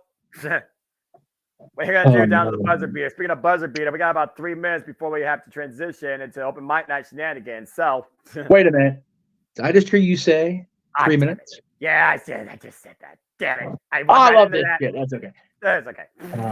But yeah, great. Again, as always, you and JJ with the masterful call, as you can do on the PLE. So thank you. And again, you can check out both those guys coming up on Tuesday night as we have not a science fiction, but it still is why am I refreshing the page? Just knock that shit off. I botched it. I didn't mean to. There it is. Oh, Lord. Double feature coming up on Tuesday night. We'll be covering AEW Dynamite Title Tuesday live, and then we will take a break. We'll basically have the BS session for about an hour. Then we will have the West Coast coverage of NXT because it is Tuesday night. We go into war apparently on the wrestling side of things. So there you go. If you're one of those people that only believes on one side and you're foolish and short side, you believe it's a war. If you're a fan of the wrestling industry, then you're just happy to get 2 great fans from 2 great promotions. That's fair. I will say this. Which side are you leading on? I mean, I will say this though. WWE realizes what AEW, the threat AEW is because they are loading up NXT. So I like it. It'll be. I'm not gonna lie. It'll be cool to hear you guys call an event of NXT's offering that has John Cena, Paul Heyman, Asuka, Cody Rhodes, and possibly even The Undertaker. That'll be awesome. beyond game buzz. It's going to be interesting to say the least. And I'm looking. And with forward that being said, we're going to bow out of this stream and head over to Open Mic Night. So don't go anywhere if you're watching across the multiverse, because the same channels are going to have Open Mic Night coming up right now, top of the hour, for Superman Noah Foster and the renegade of commentary, JJ Williams. I am Jeff Meacham, the founder, the man whose name is not on the marquee because I messed up. We will see you in seconds over on Open Mic Night.